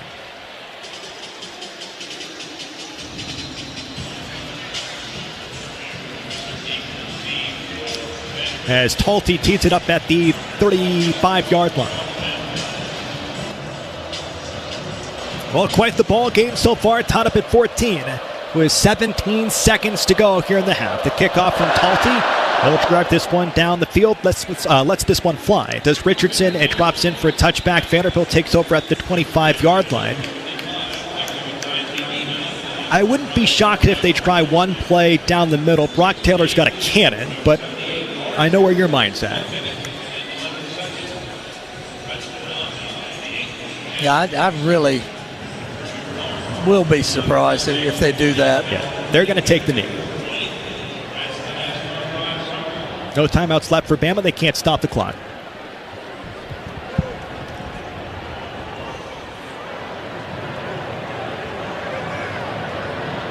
Under center here for Diego Pavia at the 25. He takes the snap, takes the knee. And Vanderbilt goes to the locker room, tied up at 14 with Alabama. We'll talk with head coach Clark Lee in just a second. All right, so our friends with ESPN is going to grab, or ABC, I guess technically today, is going to grab Clark Lee first. 260 total yards of offense for Vanderbilt, Bama in the first half. Vanderbilt 214 total yards of offense, 188 through the air for Alabama, 72 on the ground. 2 penalties for 20 yards for Bama. Vanderbilt has 88 passing yards, 126 on the ground, 2 penalties for 19 yards at each side. With 1 turnover so far. As soon as head coach Clark Lee wraps up with ABC, we'll drop it down to Kev and get a couple of quick thoughts. No doubt that last drive for Bama is going to be a thorn in the side of Coach Lee after a tremendous drive, converting a couple of third downs that got Cedric Alexander a passing touchdown on a little flip. So Cedric Alexander has 2 touchdowns here today. Technically 1 receiving, 1 rushing. And Diego Pavia in that first half, 11 for 16, 88, 1 touchdown, no interceptions. Vanderbilt will get the football first to start the third quarter. All right, down to Kev. An exchange of touchdowns going to the locker room here. How do you grab momentum back coming out of the locker room? Well, we need a good drive and a score, and we can do that. I mean, I love the rhythm we had early on offense. I think credit to their defense. They settled in there with after the turnover. But if we can get back to getting yards and chunks and getting that run game going, let's get a score to start and then, play our game for the next 30 minutes. I mean, I like where we are right now. We settled into a game. Now let's go win it. Coach, thanks a lot. Thanks. Kev, Coach, thank you so much. We'll step aside, come back in just a couple of seconds. Jonah Weintraub back inside our network studios, tied up at 14, Vanderbilt versus Bama. Halftime from Tuscaloosa. Back after this on the Vanderbilt Sports Network from Learfield. What sets the Omni Nashville Hotel apart from the rest? A unique cultural connection, sharing 4 levels with the expanded Country Music Hall of Fame and Museum and adjacent to the Music City Center. The Omni Nashville Hotel is just steps from a unique mix of retail, restaurants, and entertainment venues along vibrant Rep. John Lewis Way South. When you're done exploring downtown, retreat back to the Omni Nashville Hotel and enjoy 5 on-site culinary venues and the signature Mocara Spa. Get ready, Nashville. This is a Music City favorite like nothing you've ever experienced before. At First Bank, we've always been Vandy fans, and as the official bank of Vanderbilt Athletics, we're also teammates helping cheer on the Doors together. We're proud to add Commodore pride to your wallet with our official Vanderbilt debit cards. Anchor down when you pay with Vanderbilt debit cards from First Bank. When 2 historic Tennessee teams join together, you get even more ways to bank on the Doors. Bank local, get more. First Bank, member FDIC. It is intercepted. Welcome to Vanderbilt for C.J. Hurd. We'll be back after this local break on the Vanderbilt Sports Network from Learfield. Morning, Zoe. Got donuts. Jeff Bridges, why are you still living above our garage? Well, I dig the mattress, and I want to be in a T-Mobile commercial like you. Teach me, Saldana. Oh, no, I'm not really prepared. I couldn't possibly. At T-Mobile, get the new iPhone 17 Pro on them. It's designed to be the most powerful iPhone yet and has the ultimate pro camera system. Wow, impressive. Let me try. T-Mobile is the best place to get iPhone 17 Pro because they've got the best network. Nice, Jeffrey. You heard them. T-Mobile is the best place to get the new iPhone 17 Pro on us with eligible trade-in in any condition. So, what are we having for lunch? Dude, my work here is done. 24 monthly bill credits on Experience Beyond for well-qualified customers plus tax and $35 device connection charge. Credits ended, balance due if you pay off earlier. Cancel finance agreement iPhone 17 Pro 256 gigs, $1,099.99 and new line minimum $100 plus a month plan with auto pay plus taxes and fees required. Best mobile network in the U.S. based on analysis by Ookla Speed Test Intelligence data 1H2025. Visit T-Mobile.com.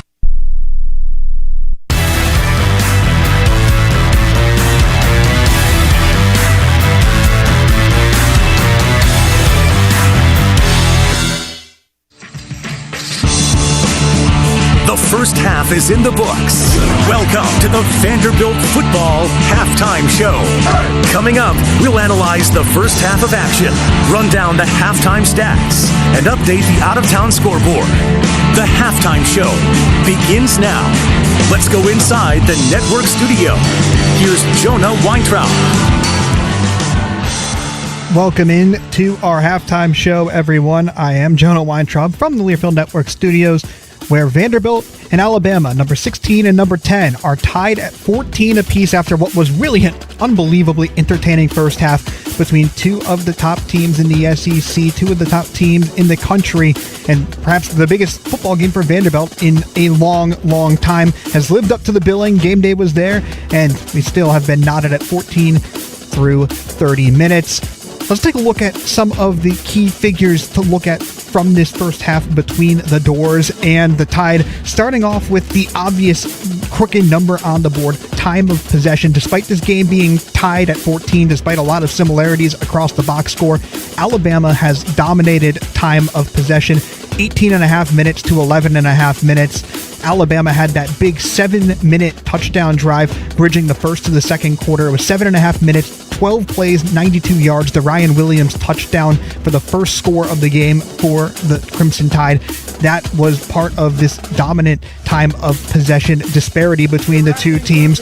But it's worth noting that Vanderbilt actually had its best drive of the game right before the half. The quick strike from Bama afterwards might make that a little bit less sweet, but some momentum for the Commodores after the first half. Vandy shows a little bit of life late on that with that drive that goes 3 separate third down conversions. It lasts 4.5 minutes, and the drive, what really would have normally been a 2-for-1 before the halftime break, Bama comes back and strikes quickly to make it 14-14, but still the offense finding a little bit of rhythm down the stretch for the Doors. The other note to look at is penalties. Vanderbilt came in to today ranked 111 in the country in penalties per game out of 130-ish FBS teams. Only 2 penalties for 19 yards for the Doors through the first half. They had 8 total against Utah State, so only a quarter of the penalties in just half the time. That's a good MO for Vanderbilt. We talk about how Clark Lee wants his team to avoid those penalties, avoid those sacks, those negative plays. Well, they've done so far today. No sacks for the Crimson Tide either, and a pair of them for the Commodores. That defense has stepped up in the trenches for VU. But what's really defined this game so far has been the miscues. For Vanderbilt, the fumble by Pavia in the red zone, chance to go up 14-0. Instead, Vanderbilt gives up the ball, and we saw what happened. Alabama goes 92 yards the other way to tie up the game. A massive potential 14-point shift in that one. And then the Crimson Tide have made their fair share of mistakes as well. The interception on the opening 4th down attempt, that was crucial for the first interception of the season for Bama quarterback Ty Simpson. And then throw in 3rd down conversions. Bama top 4 in the SEC in 3rd down conversions. In the first half, just 2 of 6 on those. And then special teams, a shanked punt that set up Vanderbilt in good territory on their 2nd touchdown drive, and a missed field goal in the first quarter. Bama has shot itself in the foot as well. Both these teams not playing up to necessarily perfect standards, but it has been unbelievably competitive between the two nonetheless. So that's the story of the game so far through 30 minutes. It's 14-14, number 10 Alabama at home against your number 16 Commodores visiting Alabama. This one has been a good one, and we'll be back with more on this halftime show after this. You're listening to Vanderbilt Football from Learfield. The Donut Den is proud to serve fresh-baked items in and around Nashville. Start your day with sunshine by visiting their location on Hillsborough Pike and enjoy some of their delicious items, like donuts, pastries, muffins, croissant donuts, fritters, fresh brewed coffee, and more. All items are baked fresh daily on site. To start your day off with sunshine, make sure to visit the Donut Den at 3900 Hillsborough Pike or call 385-1021. That's 385-1021. The Donut Den, proud to serve Nashville. He's got the speed. He's got room. He's going to score. No one gets you closer to the game than Sirius XM College Sports Radio. For the win. Got it. Let's go. Tune in for news, talk, and analysis from the offseason through regular season and into the postseason. We've got your team covered anywhere you go. Deep to center field. Oh, it's gone. Get a free trial at SiriusXM.com/College-Sports-Radio 2025. Vanderbilt, biggest win in Vanderbilt history. Is this real life? You bet. You're listening to Vanderbilt Football on the Vanderbilt Sports Network from Learfield. He's coming. Here he comes. Surprise! Your table saw broke. Also, the warranty expired weeks ago, so you need to pay for a new one out of pocket. At Progressive, we know small business owners don't usually like surprises because they cost you money. But a good surprise that could save you money? Getting a commercial auto quote from Progressive. Oh, and the replacement part you ordered doesn't fit, so it's completely useless. What a waste. Surprise yourself. See if you can save in as little as 8 minutes at ProgressiveCommercial.com. Progressive Casualty Insurance Company and Affiliates. Turn up the volume and turn up the flavor with Tequila Mi Campo. Tequila made for those who choose to live louder. Mi Campo is crafted for utterly in-your-face flavor, made with 100% Blue Weber agave, aged in wine barrels for incredibly smooth taste, ready for however you like to turn it up. Mi Campo, live louder. Please enjoy responsibly. 2025 imported by Mi Campo Spirits, Canandaigua, New York. Tequila 40% alcohol by volume.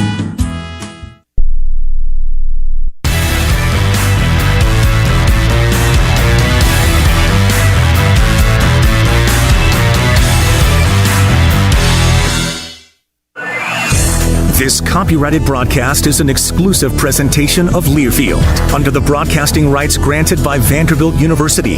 Reuse of this presentation is prohibited without the expressed written consent of Vanderbilt University and Learfield. Announcers are provided by Learfield and approved by Vanderbilt University. All right, welcome back into our halftime show. The second half between number 16 Vanderbilt and number 10 Alabama is just around the corner. The Commodores and Tide knotted up at 14 apiece while we wait for the third quarter to get underway. Let's get up to speed on some key scores from across the SEC. Starting in the Swamp, where Florida leads 9th-ranked Texas 19-7 early in the third quarter. Entering the day, the Longhorns had the best scoring defense in the league, while the Gators, they were dead last in scoring offense with 22 points per game. But early on, UF flipped the script on those stats. Langley takes the shotgun, snap, full house, backfield, fakes the handoff, dart over the middle, throw, catch, score, touchdown, Gators. First touchdown of the career for Dallas Wilson. 16-7, Florida leads 9th-ranked Texas. Yeah. That was one of two first-half touchdowns for the Gators, who are up on the number 9 team in America. Now over to Norman, where number 5 Oklahoma on top 20-0 on Kent State with halftime approaching in that one. The Sooners ranked second nationally in total defense, allowing just under 210 yards per game. That stout unit has shown up once again this afternoon. The Golden Flashes just 80 yards of offense as we approach the intermission. At 6:30 Central, number 6 Texas A&M welcomes Mississippi State to Kyle Field. The Bulldogs look to pull off the upset behind the arm of gunslinger Blake Shapen, who has touchdown pass in his last 20 games, the longest streak of any quarterback in the nation. And in the first SEC game of the day, 12th-ranked Georgia handled business against Kentucky 35-14 in Athens. The Bulldogs dominated on the ground with a 180 to 45-yard rushing advantage. We've got Bobo, Morris, Glover, Gaston, and Hughley as our offensive line. Frazier's in the backfield. They run a reverse with Dylan Bell. Wide open sprint into the end zone, far side of the field. His second touchdown of the day, a 3-yard run. That was Learfield's Scott Howard on the call for one of UGA's 4 rushing scores on the day. All right, it's just about time to start the third quarter between the Doors and the Tide. Back to Tuscaloosa in just a few. You're listening to Vanderbilt Football from Learfield. The roof over your head does more than protect your house. It protects the people you love most. At Ostermiller, we understand that. Whether it's a small repair or a brand new roof, we treat every project like it's our own home. Local, reliable, and always here when you need us, because peace of mind starts at the top. Ostermiller, we're raising the standard in roofing. In the SEC, it just means more. But what is it exactly? It's the fans, the students, the traditions, the legends. It's passion to celebrate deeper, reach farther, think smarter, make an impact off the field. It's that intangible thing that happens when 16 schools raise the bar as one. Because in the SEC, it just means more. Anchor down. He's got space. He's going to go. They blew him out of the water. We'll be back in 60 seconds on the Vanderbilt Sports Network from Learfield. Yeah, it's another day, but what kind of day is it really? A day of doom scrolling? Laundry day? Nah, it's a White Claw day. Because all that can wait. Your friends shouldn't. There are good stories to be made. So grab a pack, grab your friends. Make the most of each day with those who matter most. When you're together with White Claw, every day is a once-in-a-lifetime experience. You just gotta grab it. White Claw. Grab life by the claw. Please drink responsibly. Hard seltzer with flavors. White Claw Seltzer Works, Chicago, Illinois. When you decide to sell your home, don't settle for a good agent, go for a great one. Go for a Weichert agent. A Weichert agent looks at you as a partner, not as a transaction, and will work day and night to get you the results you're looking for. And your Weichert agent is backed by the Weichert brand. With over 50 years of experience, Weichert agents have guided thousands of buyers and sellers through every facet of home ownership. Don't settle for good, go for great. Work with a Weichert agent. Each Weichert franchised office is independently owned and operated.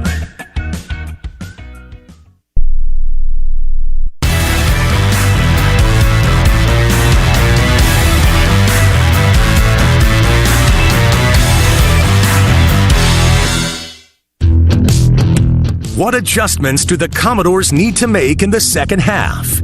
Here are today's halftime adjustments. Brought to you by Martin & Zerfoss. Martin & Zerfoss Insurance Agency, a proud carrier of auto owners insurance. Once again, here's Andrew Allegretta and Norman Jordan. All right, so tied up at 14 here from Tuscaloosa. Andrew Alligator here alongside Norman Jordan. Jump right in. What do you have? Well, on offense, it's a real chess game that we're watching. And what I would expect Tim Beck to do in the second half is throw more short passes on first down to stay ahead of the chains, because it's really difficult to take this Bama defensive line, clear them out, and get 4, 5, 6 yards on that. So I'd expect to see that. Defensively, I think they're going to have to come up with more pressure on quarterback Ty Simpson. The receivers are running a lot of medium turn routes, not a lot of long routes really. The only one I remember is the touchdown at the end of the half. So they're going to have to get some more pressure on him, on quarterback Simpson, so they can make sure that their defenders aren't back there by themselves for too long.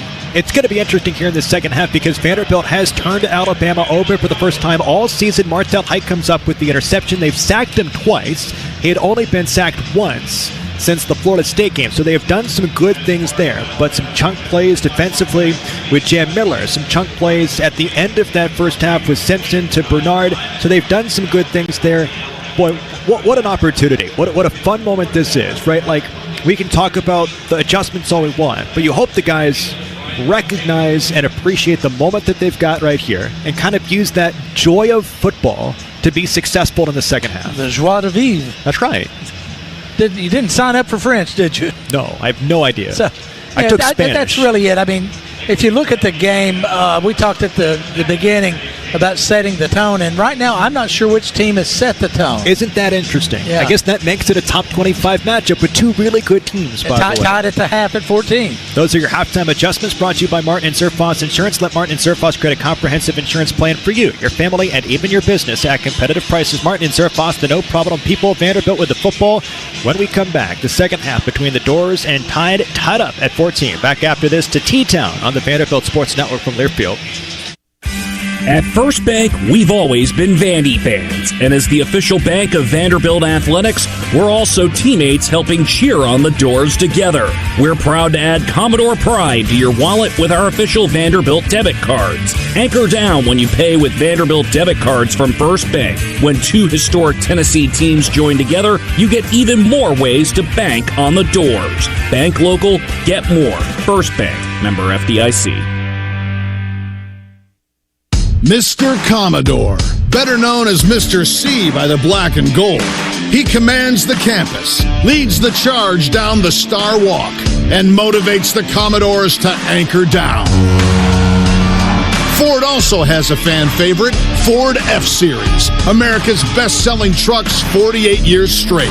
Drive F-150, proud sponsor of the Commodores at your Tennessee Ford dealer, based on 1977 to 2024 total sales. Morning, Zoe. Got donuts. Jeff Bridges, why are you still living above our garage? Well, I dig the mattress, and I want to be in a T-Mobile commercial like you. Teach me, Saldana. Oh, no, I'm not really prepared. I couldn't possibly. At T-Mobile, get the new iPhone 17 Pro on them. It's designed to be the most powerful iPhone yet and has the ultimate pro camera system. Wow, impressive. Let me try. T-Mobile is the best place to get iPhone 17 Pro because they've got the best network. Nice, Jeffrey. You heard them. T-Mobile is the best place to get the new iPhone 17 Pro on us with eligible trade-in in any condition. So, what are we having for lunch? Dude, my work here is done. 24 monthly bill credits on experience beyond for well-qualified customers plus tax and $35 device connection charge. Credits ending balance due if you pay off earlier. Cancel finance agreement iPhone 17 Pro 256 gigs, $1,099.99 and new line minimum $100 plus a month plan with auto pay plus taxes and fees required. Best mobile network in the U.S. based on analysis by Ookla Speed Test Intelligence data 1H2025. Visit T-Mobile.com.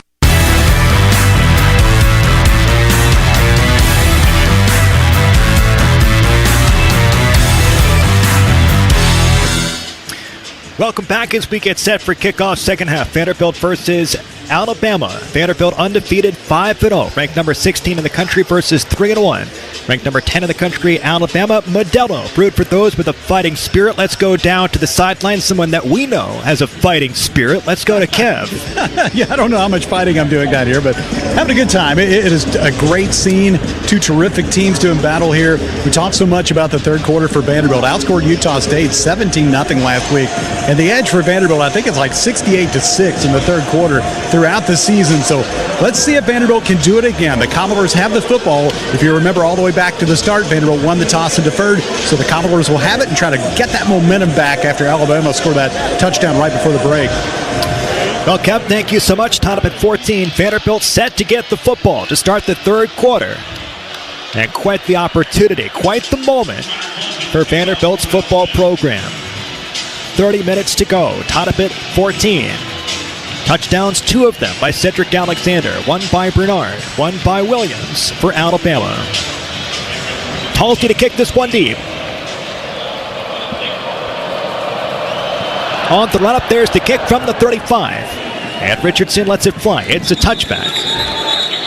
And Vanderbilt starts at the 25-yard line.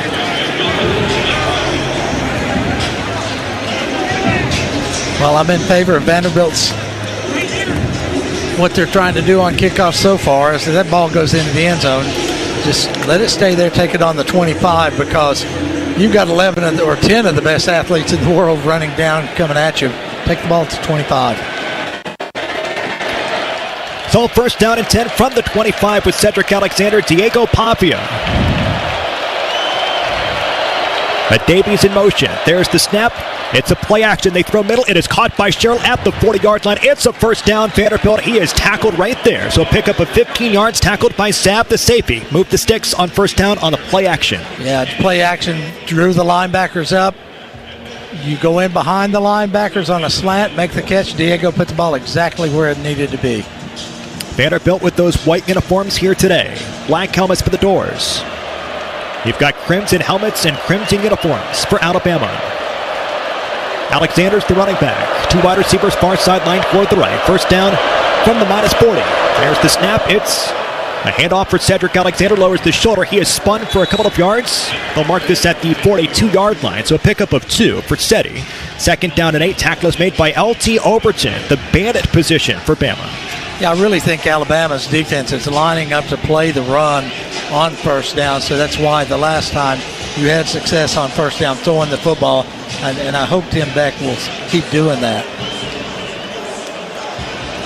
60 seconds gone by, third quarter. Vanderbilt's football at the -42. Running back is Cedric Alexander. 3 wide receivers near sideline toward the left. One of them is Sherrill. And the shotgun for Pavia. He drops back on second down. He looks, nothing is there. He steps up, he throws short. It is caught and then dropped by Sherrill at the 50-yard line. He was sandwiched between defenders and could not hang on. That's the second drop for Vanderbilt's wide receivers today. I'm a little bit surprised right there that Diego didn't just pull it down and run it, but he did have Junior open, so he threw it in between the defenders, and Junior just took his eye off the ball. Another big third down for Vanderbilt, 3 for 5 here today. Try to keep the football and quiet the crowd here at Bryant-Denny to start the third quarter. Tied up at 14. It's third down and 8 from the 42. Vanderbilt needs the 50. Play clock's at 5, at 4, at 3. There's the snap for Pavia. A rush of 4. Has a pocket. He climbs the pocket. He pump fakes. He tries to run. He's hit at the 45 and tackled. Not going to get there. Tackle is made by Collins, the defensive lineman. And Vanderbilt sits at 4th down and 4 to go. Yeah, that's one of the things that you know when you play Alabama, you know when you play Georgia, that you're going to have a bunch of guys coming after you. They're going to pursue the football regardless. I don't think Diego felt the defensive lineman coming behind him. Made a good play, good athletic move. Second punt of the ball game for Nick Haberer. As Cole Adams stands back at the 10-yard line. There's the snap to Haberer. Rolls right, he kicks this one far sideline. It's a spiral kick to the 10. Makes the catch, tries to return it, and is tackled at the 11-yard line at the numbers. That's a dangerous play. Vanderbilt would have taken it, but it's Bama's football. Backed up to the 11-yard line. Yeah, besides field position, though, Vanderbilt got nothing out of having that first possession. So 44-yard punt for Nick Haberer. And here comes Ty Simpson.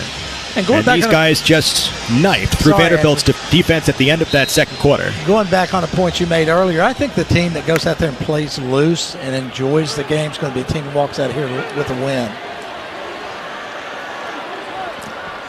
So first down and 10 from the 12 officially. And the shotgun for Simpson. He's 13 for 18 here today.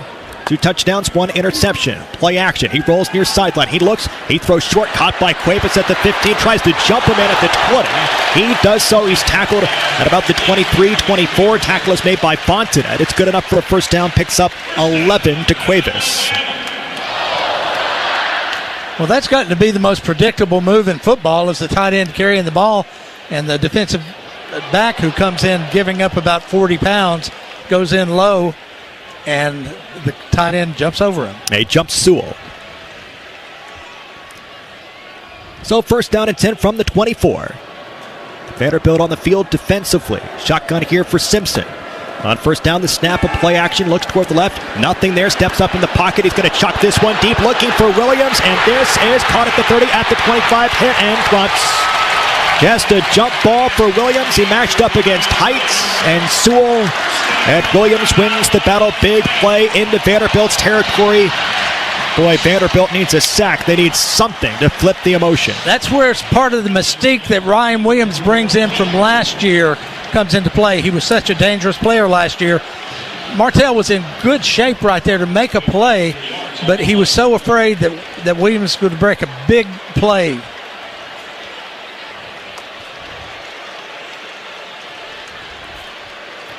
Goes down as 54 yards. On first down and 10, under center for Simpson. A single back formation with Miller. There's the snap, turns and gives to Miller up the middle at the 20. Vanderbilt has this one stopped and tackled. It's Longwell makes the stop at the 18, maybe 17-yard line, so picks up 4. Yeah, but I'll tell you what, in this field position, Alabama would be perfectly content to pick up 4. Well, something Steve Gregory told us in our pregame conversation that he did not like from a week ago versus Utah State's, what was it, 4 for 4 in the red zone with 4 passing touchdowns? Got to try to flip that here today. Second down, officially 5 to go at the 17-yard line. There's the snap. It's a give for Miller. Up the middle, he's wrangled and tackled at the line of scrimmage. So third down, 5 to go. Jalen Stone makes the stop, the defensive lineman for Vanderbilt out of Decatur, Georgia. And Vanderbilt found the answer in the second quarter to jam Miller going up the middle and really held him to next to no yardage in the second quarter after gashing them in the first quarter. Right there is what they need more of.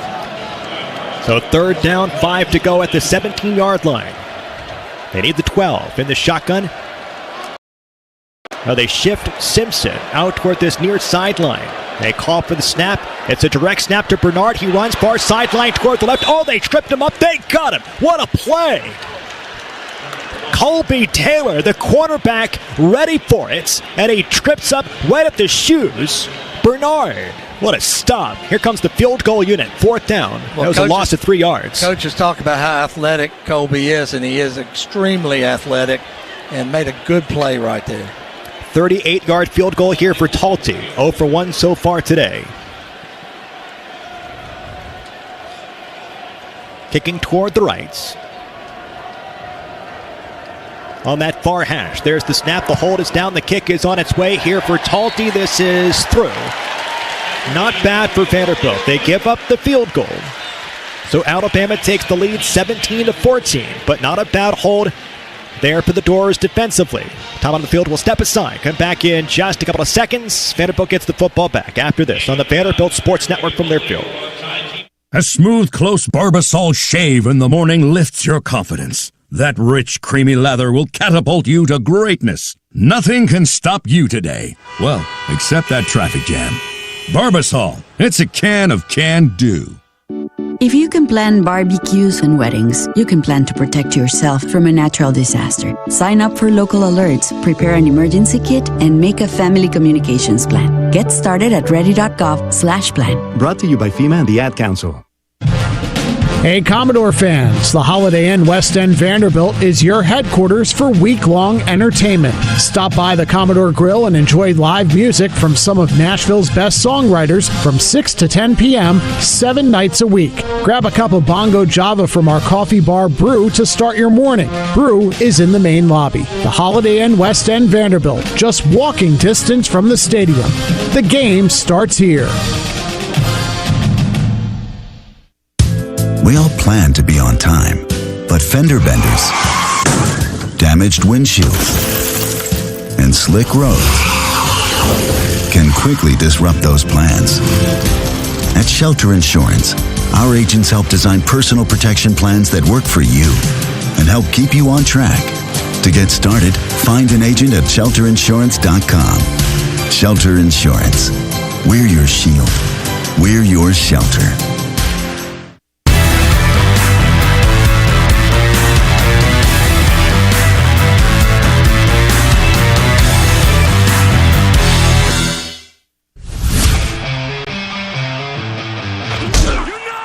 This is men's basketball coach Mark Byington, and this is Vanderbilt football. Go Doors. Welcome back to Tuscaloosa. Andrew Allegretti here in the booth alongside Norman Jordan. Vanderbilt trails 17-14 after the 38-yard field goal by Connor Tulte. Vanderbilt is trying to go back-to-back versus Bama for the first time since the 1950s, and the coach that predated Paul Bear Bryant. Let's head back down to the sideline. Let's check in here with Kev, get just a sense of that sideline, get a sense of the moment here for Vanderbilt. Yeah, I think everything's cool here on the sideline. I mean, you did a good job if you're Vanderbilt's defense. You got off the field and held them to a field goal, so that was good, especially after the big play to Williams that really set things up for Alabama at the 22. But now here's a spot where you need to respond, and Diego Pavia has been so good in these situations over the 2 seasons that he's been here. Third quarter, we talked about how it's belonged to Vanderbilt. Also talked to Langston Patterson this week about, how do things wrap up when you get in the second half of a big game like this. He said, the first half is one thing, but the second half, the intensity, the speed, all of those things are really amped up even more than they are to start the game. So we'll see which team's able to control all that and have success here in the second half. Hey, Kev, thank you so much as Richardson stands back at his goal line for Vanderbilt as Tulte tees it up from the 35. And crushes the football with his right foot. Here's Richardson. And lets it go. And drops into the second A of Alabama. Crimson end zones, Alabama in whites. That drops in at the second A. And Vanderbilt takes over at the 25 for the second time here in the third quarter, trailing by 3, 9:15 to go third quarter. Yeah, it's really important for Vanderbilt's offense, for their confidence to get something put together right here. I'm not saying they have to score, but they need to get their confidence back right now. Running back is A.J. Newberry, a junior from Grand Prairie, Texas. And the pistol with Pavia. 2 wide receivers far sideline toward the right. One of them is Richie Hoskins in the slot. First down and 10 from the -25. Here for Pavia. At 12 for 18 here today. Play clock's at 2. Shifts the running back. Calls for the football. He's going to run it himself toward the left. Lowers the shoulder. Picks up a couple of yards, but not much. And it's second down and 9. Tackle is made by Simmons. Yeah, Alabama was showing that they had a run defense on right there.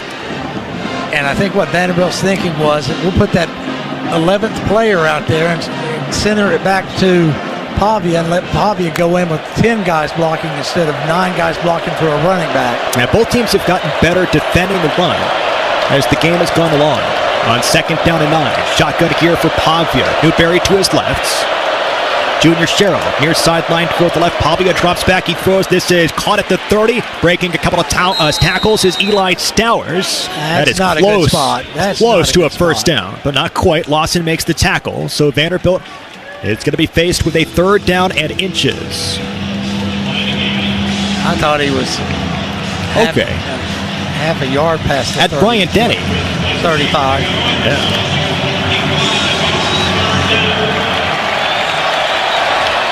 And the pistol formation, 3 wide receivers off toward the right, third down and inches. Running back is Newberry. Man in motion. There's a Davy. There's the snap. It's a give. No, it's going to be Pavia near sideline, and they run it. Fourth down. Tackle is made by Pierre. That's a tough call right there because you're asking a quarterback to get wide right there, and nobody took the fake. They saw Diego had the ball. Alabama's defense stretched it out to the sideline and winds up being a loss. So here's Harborer. Again, Adams back at the 25-yard line. There's the snap to Harborer. from the 20. He drills that one, a spiral kick, pushes Adams back toward the 20, calls for a fair catch. He makes it at about the 19-yard line. Brings us to a time out of the field, a 50-yard punt. 14 points for the Doors, 17 for Bama. The Doors trail by 3 midway through this third quarter. Back after this to Tuscaloosa on the Vanderbilt Sports Network from their field. Hey, Commodore fans, it's college football season, and SeatGeek is the official ticket marketplace of Hail Marys and walk-on heroes. SeatGeek makes it easy to find tickets so you can be a part of all the action this season. Whether you're buying or selling tickets to Vandy football games or to any other live event in your area, SeatGeek is the place to do it. SeatGeek is the official ticket marketplace of the Vanderbilt Commodores. Let's go, Commodores! SeatGeek. Kohl's Friends and Family Sale is so good, you'll want to put your phone on Do Not Disturb. Yep, the only thing you're picking up is deals. Now through Sunday, take an extra 20% off all your fall favorites. From soft throws to slow cookers, warm flannels to cozy cardigans. Plus, earn $10 Kohl's Cash for every $50 spent. So go ahead, let those notifications wait, because these prices won't. Select styles, some exclusions apply. 20% offer ends October 5th. See store or Kohls.com for details. Turn up the volume and turn up the flavor with Tequila Mi Campo. Tequila made for those who choose to live louder. Mi Campo is crafted for utterly in-your-face flavor, made with 100% Blue Weber agave, aged in wine barrels for incredibly smooth taste, ready for however you like to turn it up. Mi Campo, live louder. Please enjoy responsibly. 2025 imported by Mi Campo Spirits, Canandaigua, New York. Tequila, 40% alcohol by volume.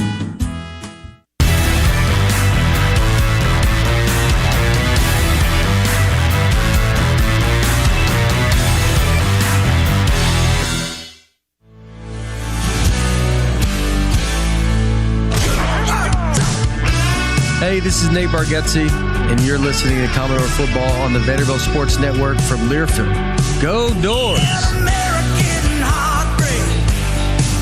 Welcome back. Alabama's football leading by 3. Shelter Insurance. Put shelter on your team for your insurance needs. Find an agent near you at shelterinsurance.com for a free personal protection review. Shelter Insurance, your shield, your shelter. Plus White Claw. Grab life by the claw. What do you expect out of Alabama's offense, Norm, and Vanderbilt's defense? Vanderbilt trailing by 3, 7:13 to go third quarter. Well, that's one thing Alabama's going to do is they're going to keep trying to run, regardless of whether Vanderbilt stops them or not. They're going to keep running it because they know they need that run to set up the pass. We talk about complementary football. Clark talks about it all the time. Right here's a point where the defense has got to get out there and get off the field. Well, time of possession here today, 22 minutes for Alabama, 16 minutes for Vanderbilt. I think it was 40-20 last year in favor of Vanderbilt. Well, Ty Simpson grabs the football once again. The Tennessee kid, 15 for 20, 254, 2 touchdowns, 1 interception. The running back is Jam Miller in the shotgun from the 21. You've got 3 wide receivers flanked out to the left. Vanderbilt does show blitz. There's the snap. They are going to blitz with C.J. Hurd. Climbing the pocket is Simpson. He's flushed out. He looks down the field. He throws. It is caught by Brooks at the 50-yard line. Tackle is made.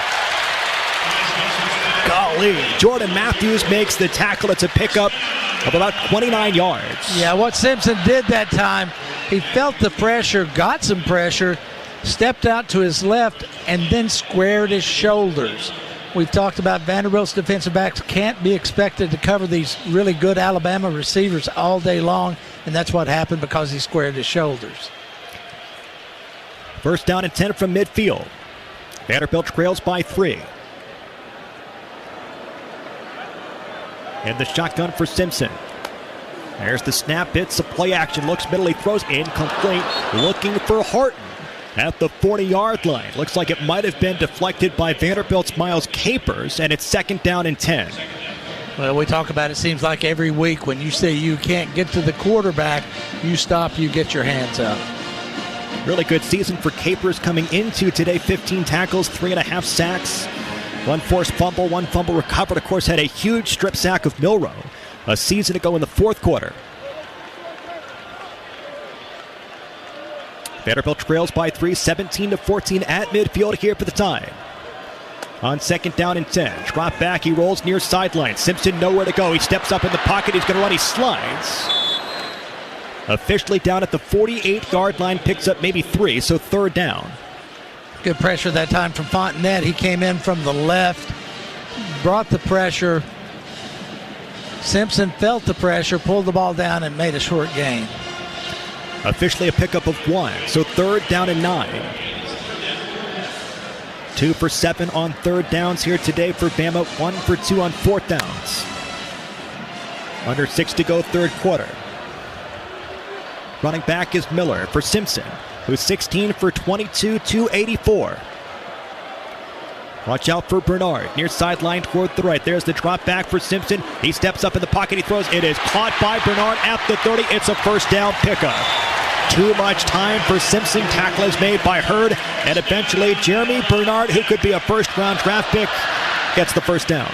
Yeah, Jalen Lackey came across. He had the man right there. And as he was passing him off in the zone defense, Simpson recognized it, saw it, and threw in between the two defenders. That pickup of 20 yards.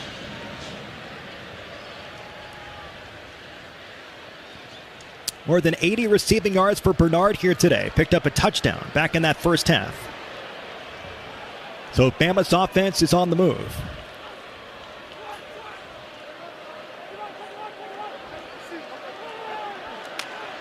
There's the snap on first down. Vanderbilt rushes 4. Simpson waits. He climbs the pocket. Tries to get away from Zay Wood. Now he steps up. He is hit and he's spilled.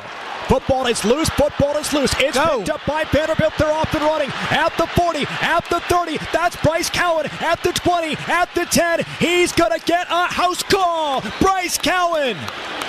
He scoops up the fumble. He goes half the distance of the field and the Doors take the lead.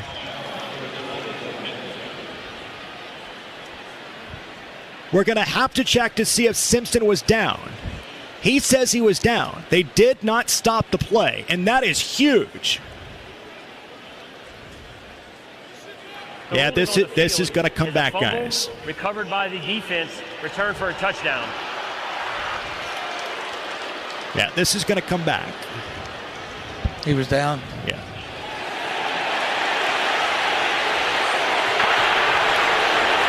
The ruling on the field is a fumble. The previous play is under video review. Yeah, it was actually the second time that his wrist hit the ground that he fumbled. It is going to go down as a sack for Zay Wood. But that is fairly clearly down, correct? Yes. Yeah. It actually came down twice. Which you understand the need to let the play continue. Oh, absolutely, absolutely. Sure. The referees did the right thing right there. And I'm guessing that Vanderbilt is not necessarily shocked by the way that this has played out. Let's get the official call first.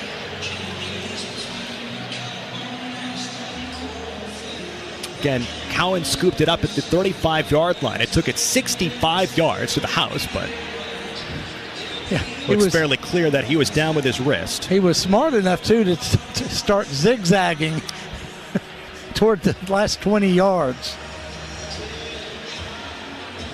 This is a longer look at this than I expected. Probably just looking at the clock. Okay. That would make sense. Unless I'm missing something about a player's wrist versus, let's see. After video review, the runner's right forearm was down in possession prior to losing possession. The ball will be placed at the 33-yard line. It'll be second down and 15. Okay, so a sack by Wood, a loss of 5 yards, second down and 15. They've got 4:26 on the clock. I mean, that was the right call. I mean, it was absolutely the right call. Fun while it lasted, though. Fun while it lasted. I know. White uniforms for Vanderbilt here as the sun starts to set. In T-Town, running back is Riley. Doors trail by 3 again, 17-14. In the shotgun for Simpson. Running back is Miller. A trio of receivers near sideline toward the right in a bunch. In motion is Horton back toward the left. He's matched up with Matthews. The drop back for Simpson. Climbs the pocket, throws a dart that direction. It's caught at the 25-yard line. And there's some pushing and shoving, and this is starting to get a little bit dicey. Zay Wood in the backfield was trying to get to Simpson, and the officials are trying to separate the two teams. One of the things that we do like, as much as you want to talk about officials with Gotro, his crew tends to keep the temperature down. 3rd down and 6. 3 wide receivers near sideline toward the right for Simpson. Man in motion back to the backfield. That's the running back, Riley. Ball's at the plus 24. 3:30 to go, third quarter. Bama with the football, dominating time of possession. On 3rd and 6. There's the drop back for Simpson. Vanderbilt is trying to get there. Simpson steps out of it. He looks downfield. He's going to run. He takes off. It's a first down and forced out of bounds. Boy, he has been so good. He's elusive in the pocket. He was versus Georgia. He's been that way versus Vanderbilt. Forced out by Bryant. First down. Yeah, I mean, he's big enough of a player to step up to the moment. He's really come a long way, and he's playing like a top-flight quarterback at this point. Playing like a 5-star recruit, which he was, coming out of Tennessee. 13-yard pickup out of Martin, Tennessee. Of course, his father is the head coach at UT Martin. Red zone opportunity from the 11. There's a play action. Rolls near sideline. Simpson looks downfield. He steps up. He's hit at the 20. He's trailed by Capers. Miles Capers. Oh, he pushes him back 10 yards. Corday Sidnor with the pressure, and Miles Capers finishes him off at the numbers near sideline. A huge loss of 10 on the play. Yeah, it looked like Simpson was going to do an escape move right there and get out of it, and just because Vanderbilt's defensive players, all the defensive front, stayed after him. First man doesn't get him, second man gets him. 2:13 to go, third quarter. 2nd down and 20 from the 21. Again, the shotgun for Simpson, 18 for 24, 313, 2 touchdowns, 1 interception. There's the shotgun snap for Simpson with a pocket, steps up, it is thrown. This one is knocked down at the line of scrimmage. How about the game for Joshua Singh? We've not heard a ton from him so far this season. The 6-foot graduate student makes a nice play. They're hurrying up. They sure are. 3rd down and 20. A 2-by-2 set here for Simpson from the 21. They need the 1-yard line. The drop back here for Simpson. They throw it short at the 15. It is caught and tackled near sideline, just inside the 15-yard line. So 4th down. Tackle made by Longwell, and they've got to kick it. Yes. So this has not been Vanderbilt's quarter, but that's the second trip to the red zone that, unless they fake it, will end up with 2 field goals. Talty from 30, near sideline. On this near hash, kicking toward the rights. Out of the hold of the punter, Blake Dowd, to make this a 6-point game with 90 seconds to go here in the third quarter. The snap, the hold. The kick is on its way. This is spinning. It is true.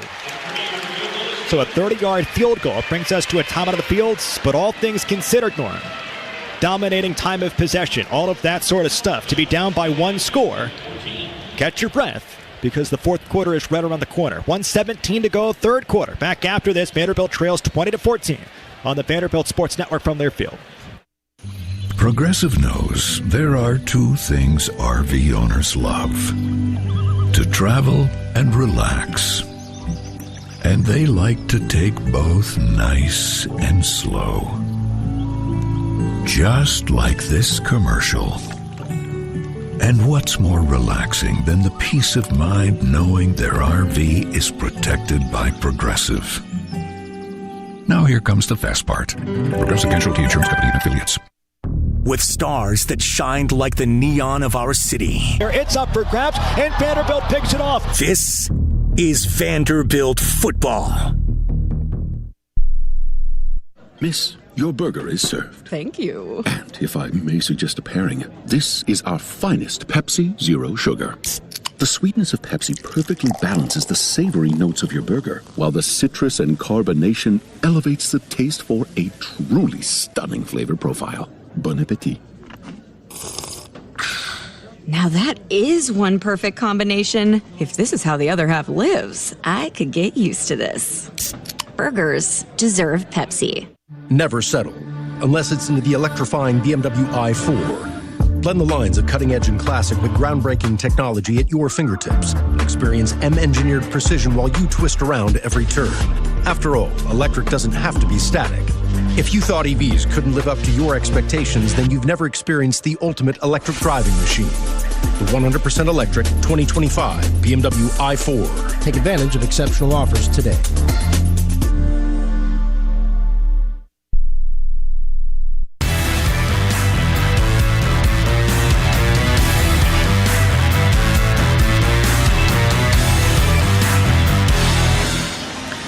Welcome back. Our score 20-14. Vanderbilt trails by 6. Download the Vanderbilt Athletics app for all things Vandy football. Mobile tickets, stream our broadcast, listed in the Anchor podcast. Download the Vanderbilt Athletics app now. And now to Kevin. I appreciate it, Andrew. You guys were saying during the break it's Diego time. I could not agree more. I mean, this is a spot where you need a sustained drive for Vanderbilt. Alabama has really controlled the time of possession. Vanderbilt's defense has done a good job and able to get off the field. Big sack there on that last series for Alabama by Miles Capers, and you hold them to a field goal. Still only down 6, but now you got to keep your offense on the field for a while. Vanderbilt's defense has the best depth it's had in quite a while, but you still don't want those guys out there play after play after play. So this offense has to sustain a drive right here. We'll have to go down and score a touchdown and retake the lead. Yeah, time of possession, Kev. Thank you so much. 27:53 for Alabama, 15:50 here for Vanderbilt. I'm trying to trace my memory. I'm trying to remember the last time Vanderbilt trailed. Did they trail versus Georgia State? I can't quite remember. They certainly trailed briefly versus Virginia Tech. Yes. Yeah, it was really tight. Vanderbilt has not found itself trailing in the second half, for sure. I don't think all season. So this is new territory emotionally for Vanderbilt. Here's the kickoff for Talty. Back for Richardson at the goal line. From the 35, right-footed kick. And Richardson lets it fly. Once again to the second A of Alabama and to the 25. Well, first downs for Vanderbilt here today. They've got 11 of those. I think they have just one in the second half. Right? Yeah, you've got to be big enough for the moment right here, and nobody loves the moment more than Diego Pavia. So he's really got to step up and lead the team right now. They desperately need a score, and mentally it kind of plays in your favor that you're down by 6 instead of down by 8. No, first down and 10, 1:17 to go, third quarter. Running back is Newberry, the junior from Texas. Races off toward the right. Pavia takes the snap. He rolls. He pump fakes. Starts to run at the 25. Hit and dropped at the 28. So it's a pickup of 3. Vanderbilt has second down and 7. Tackle is made by Hill, the defensive tackle from Kansas City, Missouri. You don't like to see Diego take those hits like that, but right now yardage is at a premium, and you got to get it where you can get it. Again, Alabama has done a nice job defensively against the run. After the second quarter, Cedric Alexander has a 65-yard touchdown rush here today, but Vanderbilt has not sniffed anything close to that in quite some time. Second down and 7, 40 seconds to go. Here in this third quarter, drop back for Pavia. Pump fakes, nowhere to go. Now he throws toward the right. It is caught at the 35, at the 40, breaking tackles. Vanderbilt makes the catch. Nice play for the Doors. Catch is made by Richie Hoskins. There's a first down. Settles things down. 25 seconds to go third quarter. They can take it to the fourth if they want. Yeah, what Richie did right there, he did a great job of settling in between defenders. Pavia had to scrambled forward, kept his eyes downfield, and hit Richie as he was open. 11 seconds to go after the 13-yard pickup to Hoskins. Down to 6, down to 5. At the 41, down to 2, down to 1. All right, so Vanderbilt will take this to the fourth quarter, trailing by 1 score, 20-14. Vanderbilt has not scored yet in the second half. They did not score in the third quarter, but Vanderbilt dealt with 2 drives into the red zone by Bama. And the Tide came up with just 2 field goals. We'll step aside, come back in just a couple of seconds after this. The Doors trail 20-14. Fourth quarter from Tuscaloosa on the Vanderbilt Sports Network from Learfield. Mr. Commodore, better known as Mr. C by the black and gold. He commands the campus, leads the charge down the Star Walk, and motivates the Commodores to anchor down. Ford also has a fan favorite, Ford F-Series, America's best-selling trucks 48 years straight. Drive F-150, proud sponsor of the Commodores at your Tennessee Ford dealer, based on 1977 to 2024 total sales. Junior. Yep. Lady. Yeah, they have it. Gigantic. You know it. What about mega? Yep, they've got that one too. When it comes to jumbo bucks, winning is the name of the game. In fact, Tennessee lottery players win an average of $2.3 million a day on jumbo bucks games alone. So find your jumbo-sized fun today. The Tennessee Lottery, game-changing fun. Please play responsibly. Jumbo jumbo? Oh yeah, they even have that one. No other place has a story like Nashville, and no one captures the spirit of Music City better than the new Omni Nashville Hotel. This stunning 800-room hotel offers the perfect blend of Southern charm and urban sophistication in the heart of downtown. The hotel's 5 on-site culinary and entertainment venues reflect the authentic flavors of Nashville. Amenities include an on-site business center, spacious fitness facility, and a stunning outdoor pool deck with panoramic views of downtown Nashville. And don't forget Omni's signature Mocara Spa. Get ready, Nashville. This is like nothing you've ever experienced before.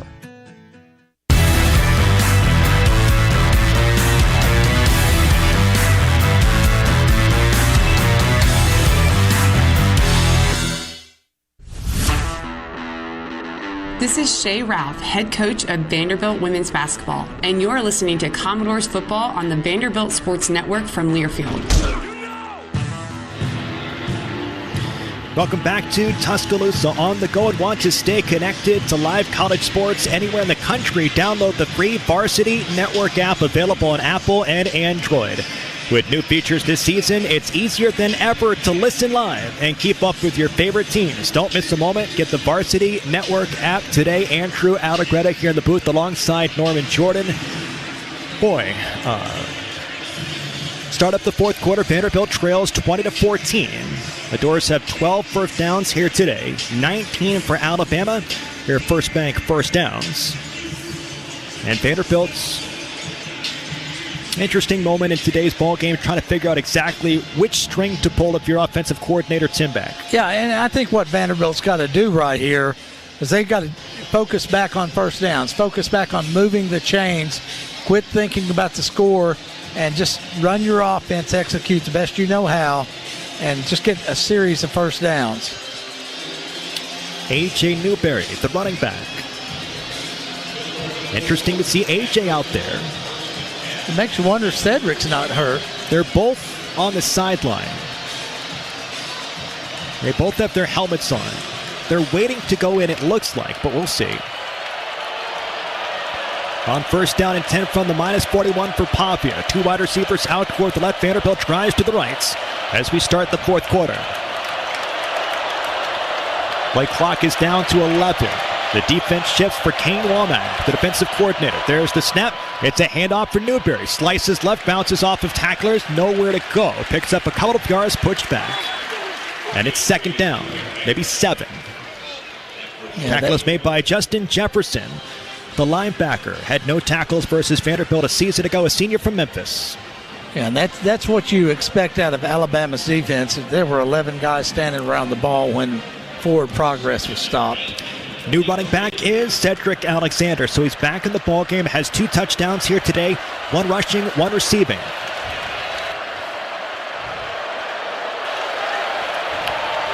You've got 4 wide receivers out toward the left, 1 near sideline toward the right. Pavia is by himself, second down and 8 from the -43.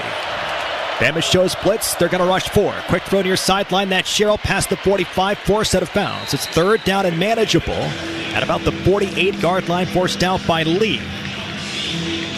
Yeah, what you had that time is, and you got third and very short, but you had a situation where Alabama was obviously blitzing, but you really had a 5-on-5 on the blitz. So Vanderbilt had enough protection in, had an empty backfield.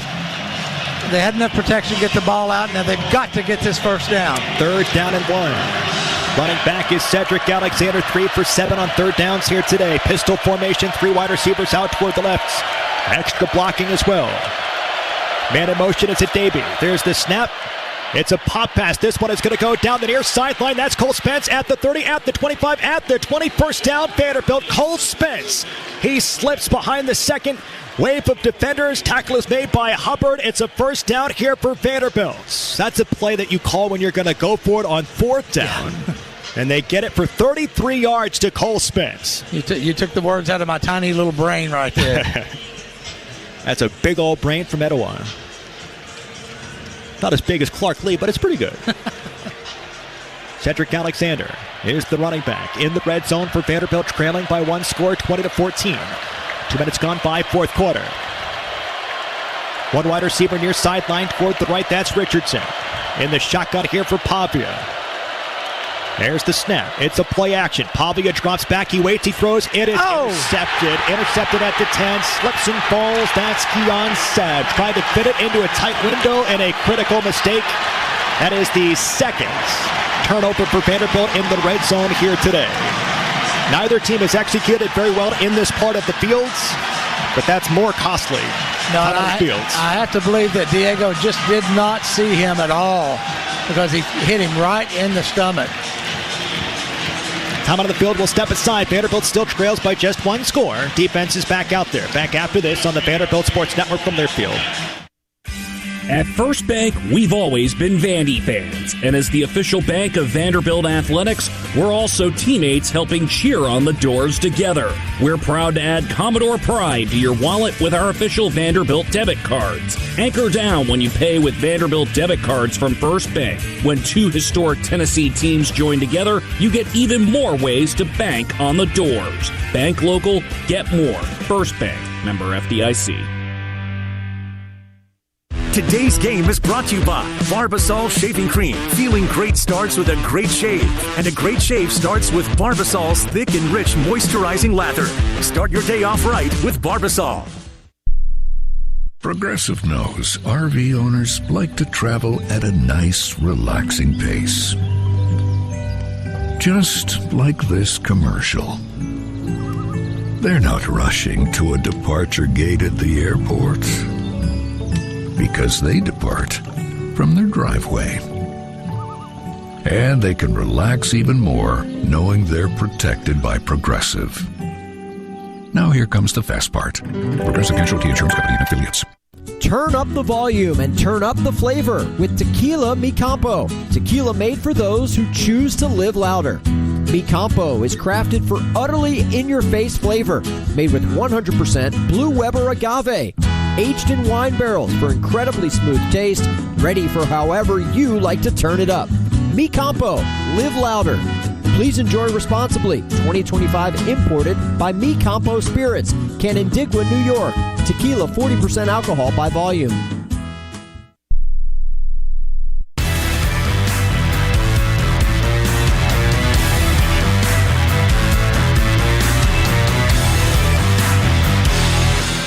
Welcome back. Diego Pavia throws the interception. Vanderbilt trails by one score. Alabama football. Let's head back down to the sideline. Check in with Kev.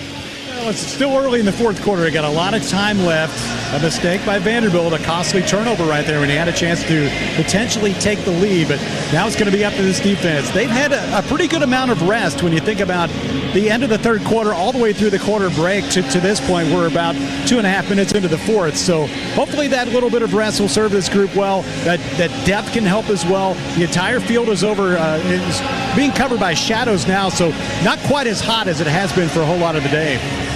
Yeah, they showed an angle from the Jumbotron of what Diego was looking at, and Sabb, the linebacker, was blocked by the referee. He never saw Sabb and just threw it straight to him. Here we go for Vanderbilt's defense, trailing 20-14. 12:37 to go, fourth quarter. Driving left for the Tide for Simpson in the shotgun. On first down and 10 from the 19-yard line. Play clock at 17. Man's in motion back toward the left. Simpson drops back. He looks. He throws short. They set up the screen to Riley at the 20, 25, 30. Hit hard. Drops. Right at the line to gain. Tackle is made by Capers. Well, Capers has been all over the field today. It's a 10-yard pickup.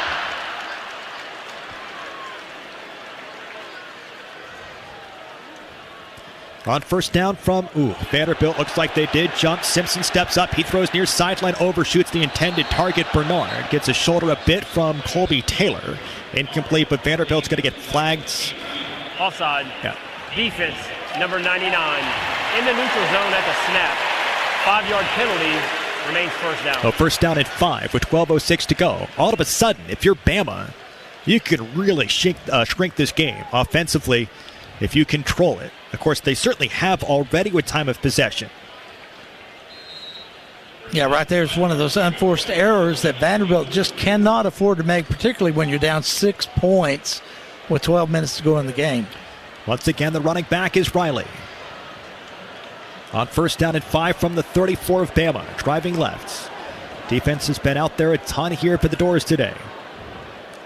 There's the snap on first down. Play action. Simpson throws near sideline. Caught by Williams in the backfield. Wrapped up. Vanderbilt read it well. And the stop is made by Longwell. Looks like it loses maybe a yard. And it's second down on the way. 3 minutes gone by. And we've got a stoppage here. Officials timeout for a defensive player injury. Looks like Colby Taylor to me. On that 40-yard line. He is standing. But the sports medicine staff is out taking a look at him, and he does go down so they can pay attention to him. Well, looking to escape the office, host your annual meeting, showcase, or awards presentation at Vanderbilt Student Life Center. Learn more at vanderbilt.edu/conferences. Time out on the field. We'll step aside. Come back in just a couple of seconds after this on the Vanderbilt Sports Network from Learfield. Coors Light is cold lagered, cold filtered, and cold packaged for a smoother finish. It's got that crisp, refreshing taste that makes every moment cheering on your team even better. Plus, the mountains on the bottles and cans turn blue when your beer is Rocky Mountain cold. So you never have to guess if your Coors Light is ready to drink. So crack one open, take a sip, and enjoy the game. Coors Light. Choose chill. Celebrate responsibly. Martin and Zerfoss believes that insurance is the foundation upon which businesses and families build their futures. For over 45 years, our locally owned agency has worked with companies and individuals to build coverage that helps lower their risks. For all personal, commercial, risk management, and group benefits, call Martin and Zerfoss at 615-297-8500 or visit mzinsurance.com. Insuring Vandy fans since 1978. Never settle, unless it's into the electrifying BMW i4. Blend the lines of cutting-edge and classic with groundbreaking technology at your fingertips. Experience M-engineered precision while you twist around every turn. After all, electric doesn't have to be static. If you thought EVs couldn't live up to your expectations, then you've never experienced the ultimate electric driving machine. The 100% electric 2025 BMW i4. Take advantage of exceptional offers today.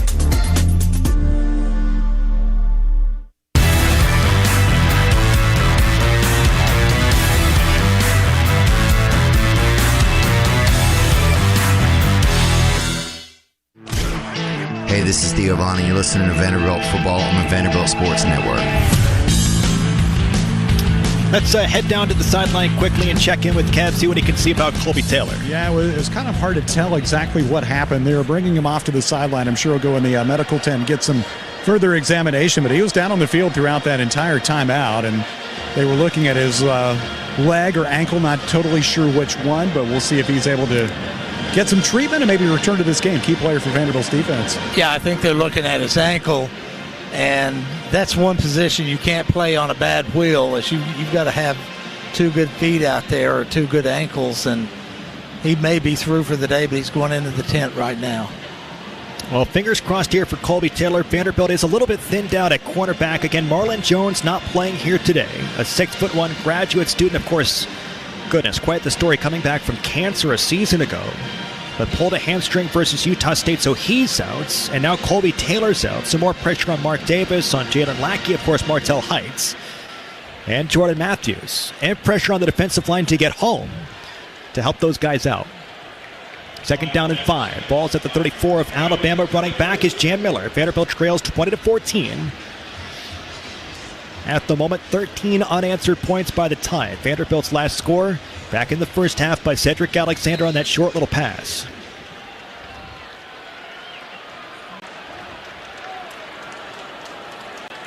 from the 34. Under center for Simpson. He turns, he play actions, he rolls toward the right, he throws short. This one is caught by Scott at the 30. Vanderbilt is there, misses one tackle, but the second wave forces him out at the 34-35. So third down, Dante Carter makes the tackle. A third down on its way, 11:30 to go here in today's ball game. Really unusual right there. Fontenette left his feet and missed the tackle. He's usually one of the more sure tacklers. Massive call for Steve Gregory, the defensive coordinator for Vanderbilt in his first season. Third down, 5 to go from the 34. Shotgun formation for Simpson. Hip right is Miller. A bunch wide receiver set left side of the line. On third down, there's the snap for Simpson. Drops back. Vanderbilt does get pressure. Rolls toward the right. Looks down the field. He waits. He throws. Oh, it's caught by Horton for a first down just past the 40-yard line outside the numbers. Vanderbilt did everything they could do except get there. Height makes the stop. Yeah, once again, Simpson's too smart of a quarterback. You give him that much time, he's going to make something happen. It's Bryant Denny, so I'll kind of not mention the maybe hold on Capers. There's the snap on first down, handoff middle for Miller. He is submarined by C.J. Hurd past the 45. The problem defensively is there's a moment if you're too tired that you just might break. And Vanderbilt can't afford to break. Vanderbilt's defense has been out there for more than half the game. A 4-yard pickup. They go fast on second down just past the 45-yard line.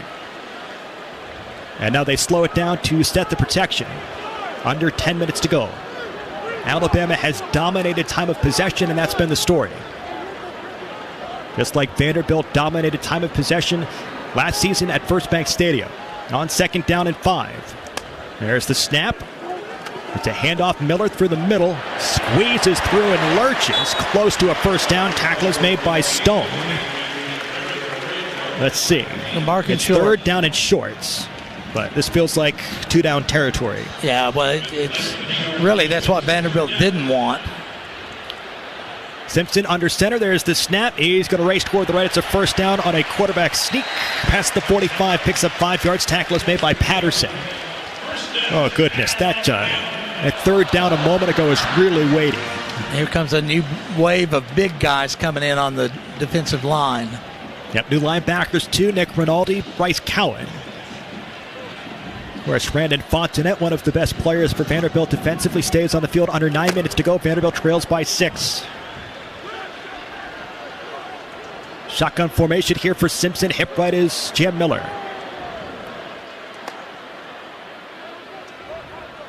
Simpson looks near sideline. Sends Bernard in motion. Matched up with Lackey. Play clock is down to 4. There's the snap. It's a handoff middle for Miller. He is tracked down, but they move the pile for 5, maybe 6. Close to the 40-yard line. Tackle is made by Linus Sunk. Yeah, Vanderbilt's tired, guys. Yeah, this is exactly what Alabama wants to do. They're going to keep the foot on the gas pedal because Vanderbilt's tired, and you can't really relax if you're a defensive lineman waiting on the snap. A 6-yard pickup. Alabama points out a blitz of Nick Rinaldi on second down and 4. And they shift the play with offensive coordinator Ryan Grubb.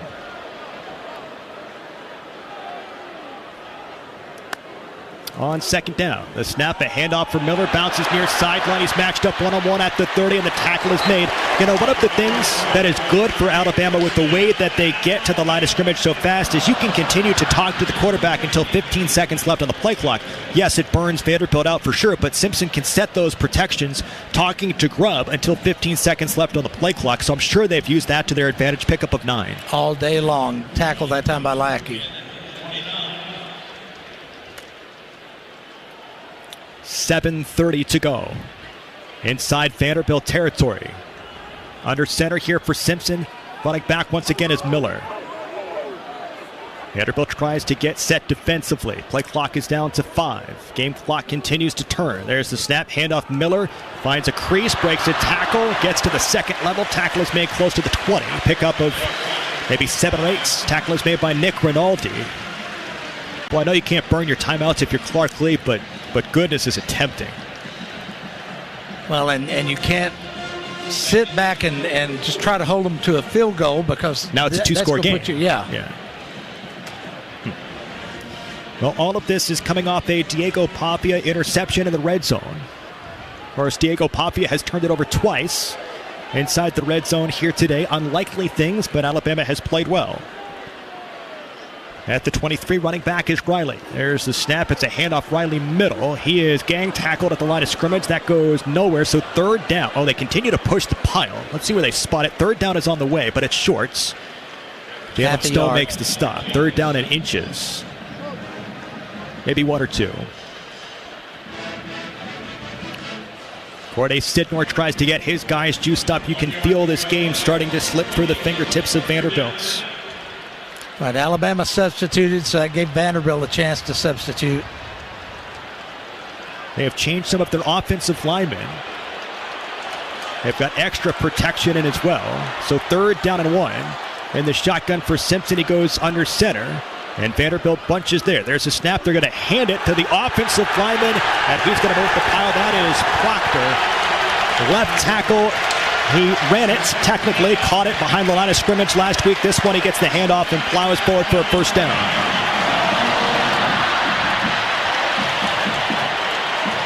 Vanderbilt needs to force a turnover. So I guess he stayed below 360 pounds. Yes.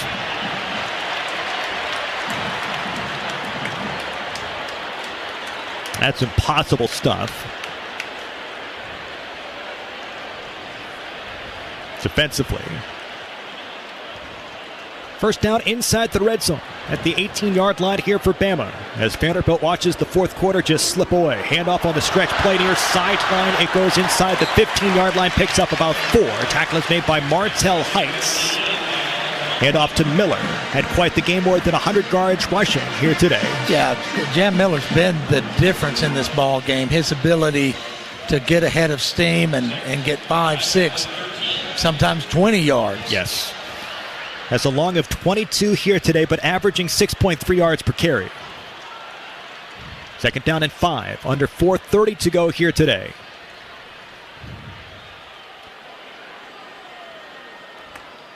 There's the snap. It's a handoff through the middle for Miller. Wrapped up and picks up a couple of yards. Maybe 1 or 2. And a timeout taken, let's see, perhaps by Vanderbilt again.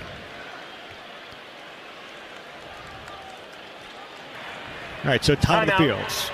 Vanderbilt, it is their first. Okay, so 20-14, time out of the field. We'll step aside, come back in just a couple of seconds. Doors trail by 6 here in Tuscaloosa. Back in just a couple of seconds after this on the Vanderbilt Sports Network from Learfield.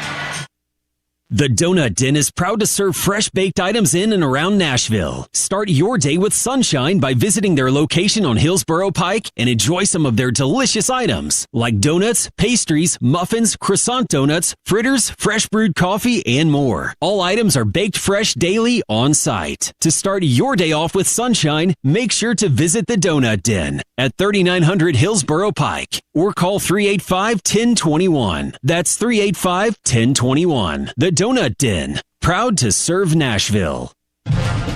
Hey, Commodore fans, the Holiday Inn West End Vanderbilt is your headquarters for week-long entertainment. Stop by the Commodore Grill and enjoy live music from some of Nashville's best songwriters from 6 to 10 p.m., 7 nights a week. Grab a cup of Bongo Java from our coffee bar Brew to start your morning. Brew is in the main lobby. The Holiday Inn West End Vanderbilt, just walking distance from the stadium. The game starts here. At Shelter Insurance, we believe insurance should adjust to fit your needs. That's why our agents work with you to design an auto, home, and life insurance plan that's particular to you. Insurance that fits just right. And Shelter is known for our award-winning customer service, satisfied customers, and a plan for you. Isn't it time to check Shelter out? Find an agent near you at shelterinsurance.com. We're your shield. We're your shelter.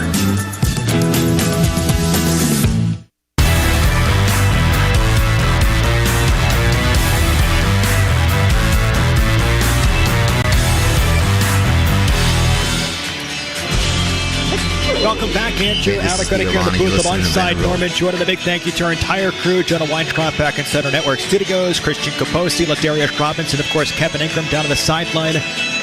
4 minutes, 14 seconds to go, third down and 4. here for Alabama. They have chewed up the game. Absolutely chewed it up. Time of possession, 27:53 in favor of Alabama, 19:30 in favor of Vanderbilt, but that has not included this drive. Vanderbilt has had their chances here today. They've had 2 turnovers inside the red zone. Yeah. Now you've reached the point where you need a game-changing play of some capacity. Right, because Vanderbilt frittered away a couple of chances down inside the red zone. One fumble by Diego and 1 interception, and it's proved to be really costly. So, yeah, you're going to have some kind of big play right here.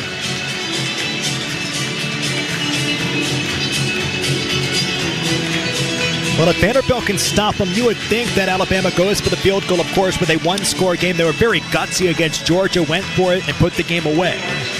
On 4th down a week ago, this feels a little bit different in a 1-score game. We'll see. Running back is Miller. From the 12 of Vanderbilt, they need the 8-yard line. That's the call from offensive coordinator Ryan Grubb. Man's in motion. There's the snap. Simpson rolls toward the right. They throw it. It is. Did he get it? No, it's incomplete. Bobbled and dropped inside the 10-yard line. That was Williams. Got to kick it. You've got to kick it. Yes, sir. Well, so Vanderbilt gets at least part of what it needed. A stop on 3rd down. You look at the scoreboard. Vanderbilt has 2 timeouts left, and Alabama has 3. No doubt about the incompletion, by the way. So Talty's out there. This is a 30-yard kick near hash. He's 2 for 3 here today. With 4:11 to go. Redshirt sophomore from Chicago. There's the snap, the hold, the kick is up, and it's good. It's a 2-score game. 23-14. All right, so the door is still open for Vanderbilt. It's a difficult one. While we've got a sec, let's head back down to the sideline. Let's check in with Kev. What you got down there?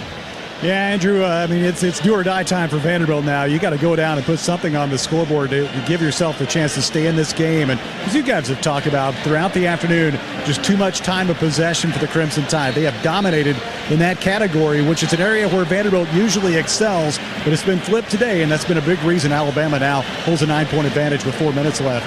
Yeah, and I also think it's part of this is Vanderbilt's been almost superhuman in the red zone this year. Yes. And today they just have not been as effective with 2 turnovers. Yeah, so far this season coming into today for Vanderbilt offensively, the red zone, 29 trips, 25 touchdowns, and 28 for 29. They've had more missed opportunities in the red zone today than the entire season. Here's the kickoff for Talty from the 35-yard line. Back for Vanderbilt. Here comes Richardson. He'll start to run at the 10. At the 25, he spins past 20, tries to stay on his feet. He's got speed, far sideline. Look out. He can outrun people at the 35, at the 40-yard line, and he goes out of bounds. Big play by Richardson. A flag is thrown. Let's see who this goes against. That's usually going to be against Vanderbilt. Usually somebody so late that I'm curious. It came in really late. He left his marker where he wanted it to be, though. We'll check in with Daniel Gautreaux. Connor Talty made the stop of Richardson to force him out of bounds.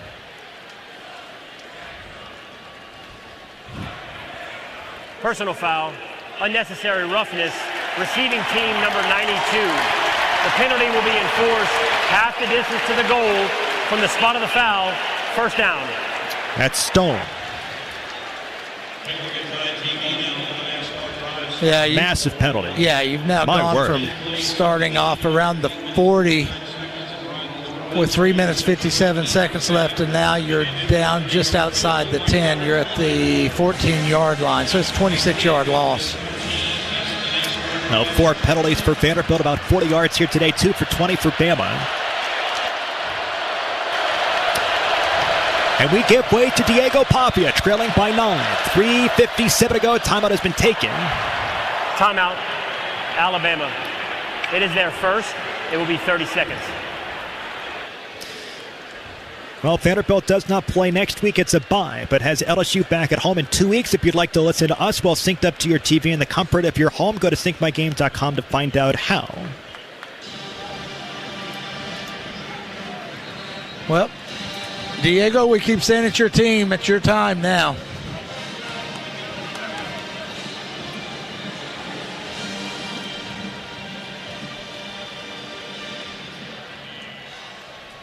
And really, you don't even worry about the clock as much as you want to get the score, because you can always kick the onside kick. Its chances are slim, but you've got to get a score. Backed up at the 14-yard line for Pavia. 2 wide receivers near sideline toward the right. Sherrill's in motion back toward the right. There's the snap, rolls that way. Pavia looks down the field. He waits, he throws. This one is incomplete at the 20-yard line. Looking for Sherrill. Had pressure that time by LT Overton, 2nd down and 10. Yeah, really couldn't see, because we had a lot of Vanderbilt players down on that sideline. Couldn't see if that was a catchable pass or what happened. Now for Pavia, 16 for 24. 164, 1 touchdown, 1 interception, 1 fumble here today. Vanderbilt had the lead at 14-7. So 16 unanswered points for the Tide. There's the snap for Pavia on 2nd down.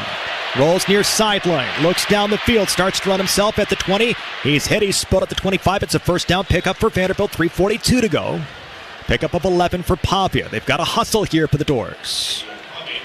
Still have Sherrill near sideline toward the right. You've got Hoskins in the slots. Drop back for Pavia on 1st down. He waits. Nothing there. Rolls near sideline. Throws. This is caught by Sherrill. Steps out of bounds at the 30. Nice pickup that goes for 5. Stops the clock. Actually will not stop the clock just yet. Yeah, 3:21. That does not stop until under 2 minutes to go. But again, it's more important to get the play in, run the play you want, execute the play, than it is to worry about the clock at this point. Yeah, trailing by 9. Shotgun for Pavia at their own 30. Stowers in motion, back toward the right. There's the snap. It's a blitz from Bama. Pavia's got pressure, has to roll out. He throws. He is flung down. That's going to be an incomplete pass. That's pressure by Sad. He certainly got rid of that football, so 2nd down and 10. Little bit of indecision if it was a fumble or not, but no doubts. Got rid of the football, 3rd down. Yeah, Sabb has really stepped up right here. Right there, he forces the incomplete pass and gets the interception a couple of series ago. There is no foul for intentional grounding. The quarterback had begun his throwing motion, then was contacted. It'll be 3rd down. And 5. From the 30. Vanderbilt needs the 35-yard line, trailing by 9. 2 minutes, 53 seconds to go.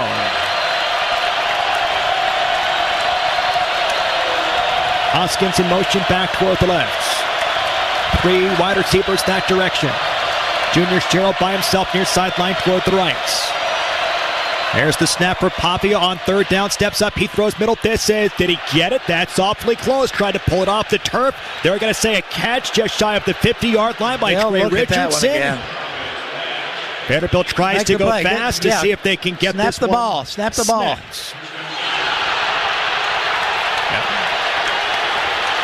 The crowd just saw the big board. Is a completed catch. The previous play is under video review. I think it's going to get flipped, guys. Going to bring up a 4th down that Vanderbilt, I think, will have to go for. Here's our first look upstairs. Yeah, I think that's going to get flipped. He had fingertips on the football, but unless somebody else is seeing something that I'm seeing, I think this is going to be an incomplete pass that Richardson kind of pulls off the turf. I mean, it can hit the ground. You just can't use the ground to help you make the catch. That one's going to be overturned. Yeah. Which, no doubt, Vanderbilt has to go for, right? Yeah, your danger is right here that all of a sudden the snowball starts moving downhill. And after video review, it is an incomplete pass. The ball hit the ground prior to possession. It'll be 4th down and 5 at the 29.5-yard line, and the clock will start on the snap. Well, again, it's the right call. That's why you look at it a second time. Here comes the offense, 4th down.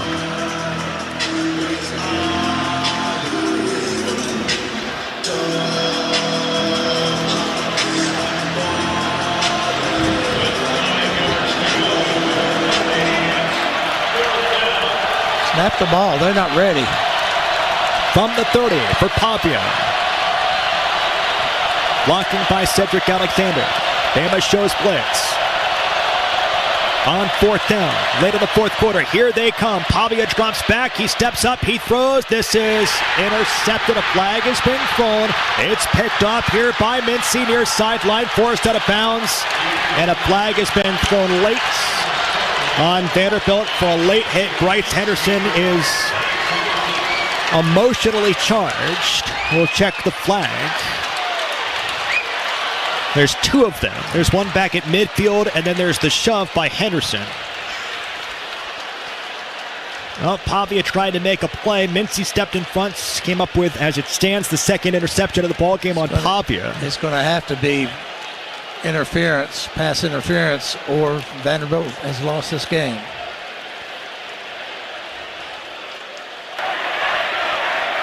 There are fouls on each team during the play. Prior to the pass, holding defense number 14. That 10-yard penalty will be enforced from the previous spot and includes a 1st down. After the play, personal foul, unnecessary roughness, passing team number 55. The 15-yard penalty will be enforced after enforcing the defensive hold, 1st down Vanderbilt. We can wax poetic later. I don't want to do it now, obviously. But there is going to be a ton of learning that comes out of this game for Vanderbilt. With so much in front of you, regardless of the outcome, there is so much learning in the tape that they're going to pick up here today. Yeah, there is. There's also going to have to be the realization when you look around the room at your teammates tomorrow where you go, we fell short, but it was on us. Yes. We had control. Yes. We could have, if we executed, won this ball game. That goes down as a 5-yard loss, but it's a 1st down if you don't shove them late because you're caught up in the moments. Whereas the football, like another 15 yards down the field. Just like the personal foul on Stone on the return. 2:36 to go. Vanderbilt trails by 9. They've got the football back at the 25-yard line of the Doors. There's the snap to Pavia. Rush of 4. Has a pocket for now. Throws short. Caught by Richardson at the 30. Tries to break tackles and drops.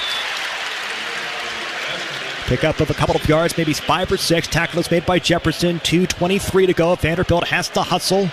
Trailing 23-14. 6-yard pickup officially. And the shotgun for Pavia. Calls for the snap. Drops back. Has a pocket for now. Steps up. He throws deep middle looking for Hoskins. Incomplete at the 40-yard line. Tried to fit it into a tight window. Could not do so. Triple coverage.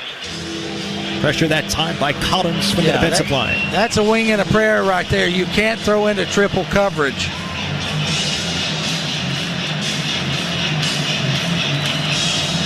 They do sub in Tristan Brown on this 3rd down and 4 to go with 2:11 left in the ball game. Watch out for Stowers. Slot to the right. At the 31, Vanderbilt needs the 35. Trails by 9 with the football. Blocking provided by Cedric Alexander. There's the snap. They roll near sideline. They look, they throw. It's caught by Stowers. That's good for a 1st down. Move the sticks, 2:05, 2:04. That's going to bring us to the 2-minute timeout. Tackle is made by Jefferson. So Vanderbilt with the football down by 9. This is the 2-minute timeout. 8-yard pickup. There's still life here for Vanderbilt. We'll see what they can do. 2 minutes to go here from Tuscaloosa. Back after this on the Vanderbilt Sports Network from Learfield. Hey Commodore fans, this is head coach Clark Lee, and I want you to anchor down at Central Bar and Kitchen inside the Nashville Marriott this season. Located directly behind the stadium, it's the closest restaurant and outside bar to Vanderbilt Stadium, making it the perfect spot to enjoy a pregame meal or wind down with Commodore Nation after each game. Central Bar and Kitchen features craveable foods and cocktails with guests giving it strong 5-star ratings on TripAdvisor. Check them out at centralbarandkitchen.com or on Instagram at Central Nashville. We'll see you there. I'm on Dead Man's Bend at midnight when my gas light pops on. I see a gas station ahead. Just my luck. Or is it? I walk in, the attendant lifts a bony finger towards me and croaks, "You want a Halloween jumbo bucks?" I whisper it terrified, "No." And as I leave, he asks the lady behind me. She says, "Okay." And then, she wants $75,000! Scare up some cash with the Halloween Jumbo Bucks instant game. Only from the Tennessee Lottery. Game-changing, head-raising fun. Please play responsibly. Mr. Commodore, better known as Mr. C by the black and gold. He commands the campus, leads the charge down the Star Walk, and motivates the Commodores to anchor down. Ford also has a fan favorite, Ford F-Series, America's best-selling trucks 48 years straight. Drive F-150, proud sponsor of the Commodores at your Tennessee Ford dealer, based on 1977 to 2024 total sales.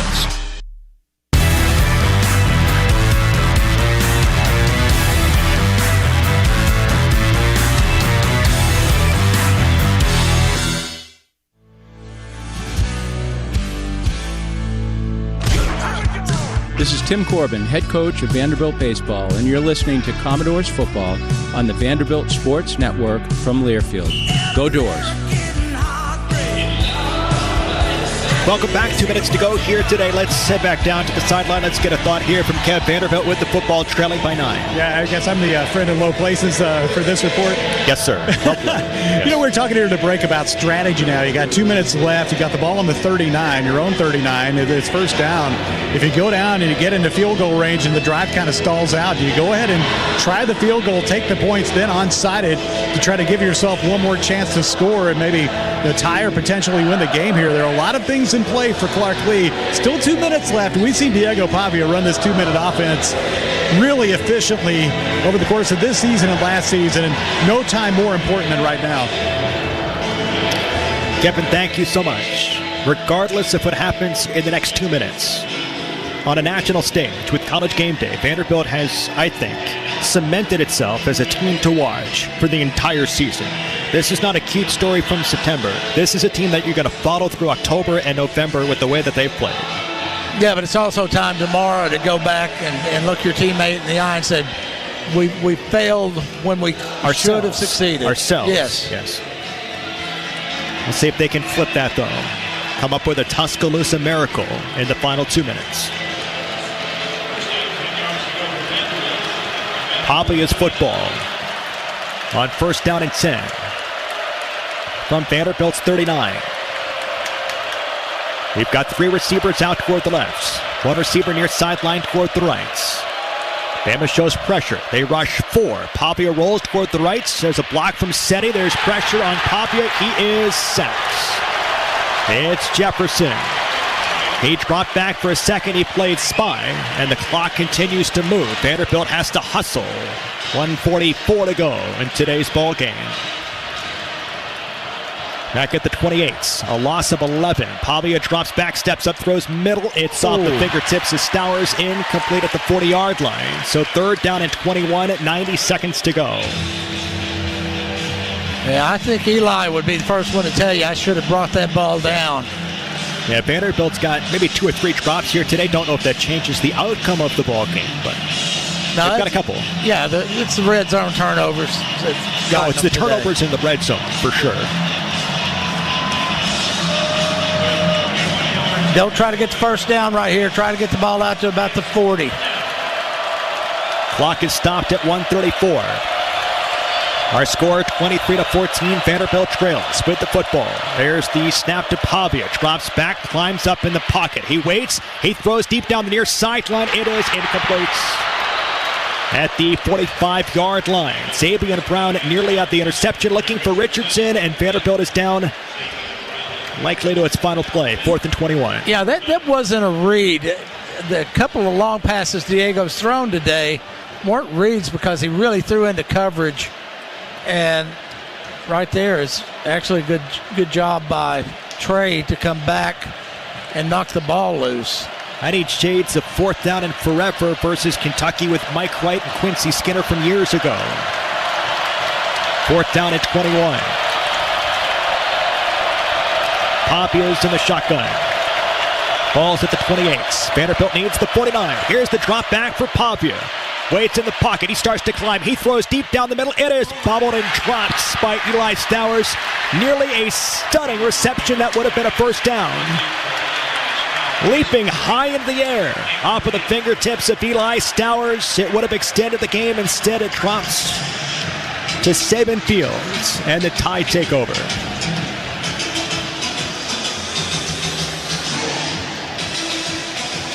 It would have been a good catch. I wouldn't call it a great catch. I think Eli, again, would be the first one to tell you I should have gotten that. The hard thing right there is he was really laid out. Yes. And that's hard to do when you're going across the middle because train wrecks can happen. Yes. Well, Vanderbilt does have 2 timeouts left. I'm not super duper great at math, but we'll find out exactly in a second how over this game is. There's a handoff from Miller through the middle. He's stopped in Vanderbilt's. Gives up 2 or 3 yards. They take the timeouts. Tackle is made by Patterson. 1:11 to go. Vanderbilt trails 23 to 14. Vanderbilt, it is their second. It will be 30 seconds. Please reset the game clock to 1 minute, 14 seconds. Thank you. Well, Alabama was 7 for 14 here today on third downs. That certainly tipped time of possession outrageously in Alabama's favor. 36-29 to 22-20 at the moment. And look, the biggest thing for Vanderbilt was 2 turnovers in the red zone. Yeah, you could look at it and say they weren't ready for prime time, but I don't think that's true. I think basically what happened is a lot of times you'll see a team get to the Super Bowl for the first time in the NFL, and they'll fail, but then they learn what it's like to be there.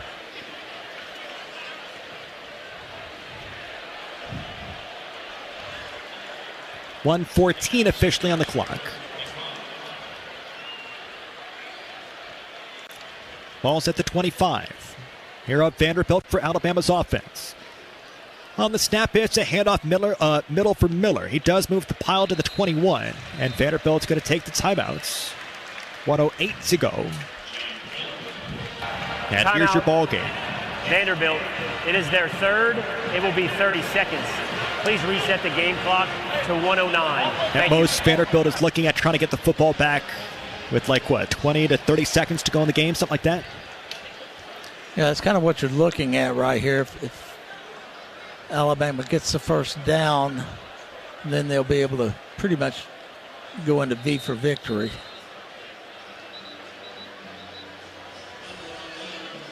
Unless Vanderbilt can stop them.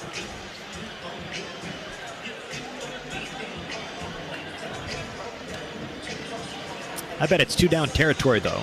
Oh, that's what I'm saying. I'm pretty sure it will be. The defense has played great all day. You can't be afraid to turn it over. Right. Your offense has played well all day. They iced the game versus Georgia on a 4th down play as well.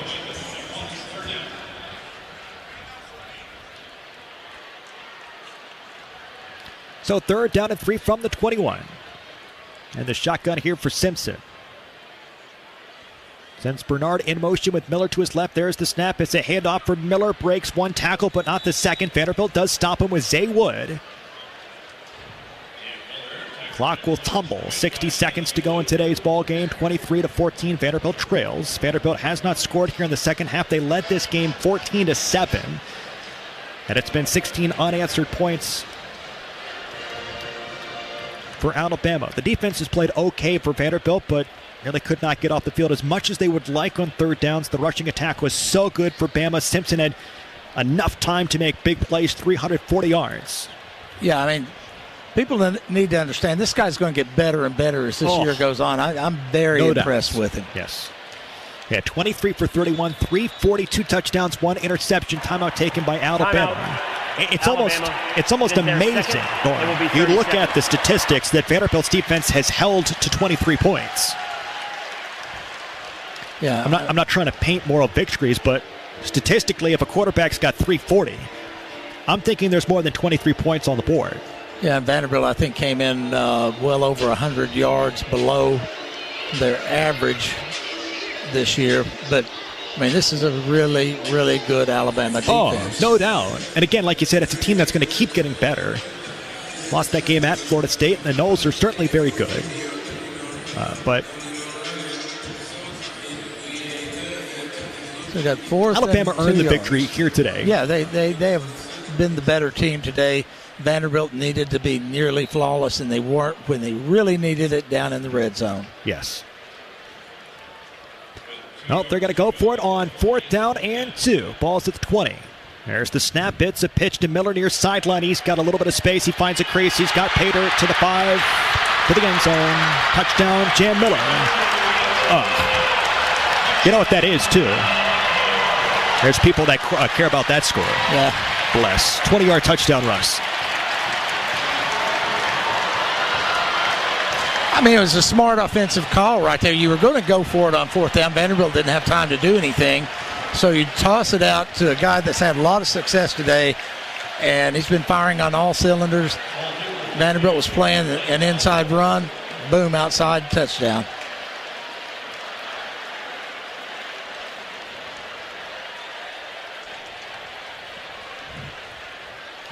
Extra point here for Talty. 29-14 becomes 30-14.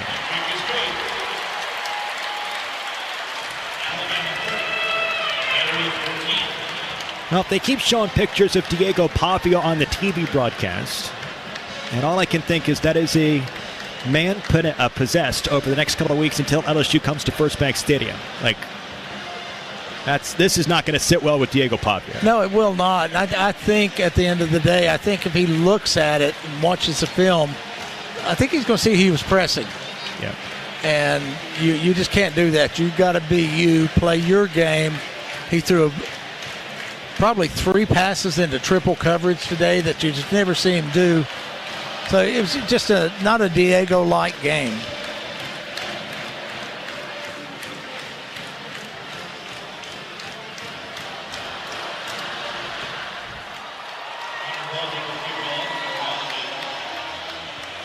So Talty from the 35. Well, after Vanderbilt can't convert on 4th downs, 4 plays, 28 yards, 1 minute, 1 second off the clock. Alabama has played Vanderbilt's game here today. Complimentary football. I think every time Vanderbilt's turned the football over, here's the kickoff. End zone for a touchback. Every time Vanderbilt turned the football over, including a 4th down that didn't convert, Alabama got a touchdown out of it. Both the interception in the red zone, or they got a field goal, 2 touchdowns and 1 field goal. That's it. Off of the turnovers.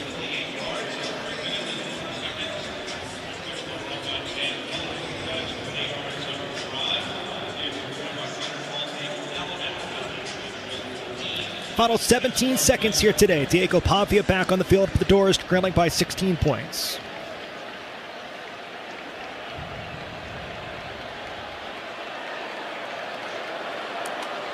There's the snap for Pavia. Rush of 3, steps up, throws short, caught by Seti at the 30, hit tackles. Final 9 seconds will come off the clock unless Vanderbilt can get one last play off. Clock is down to 4.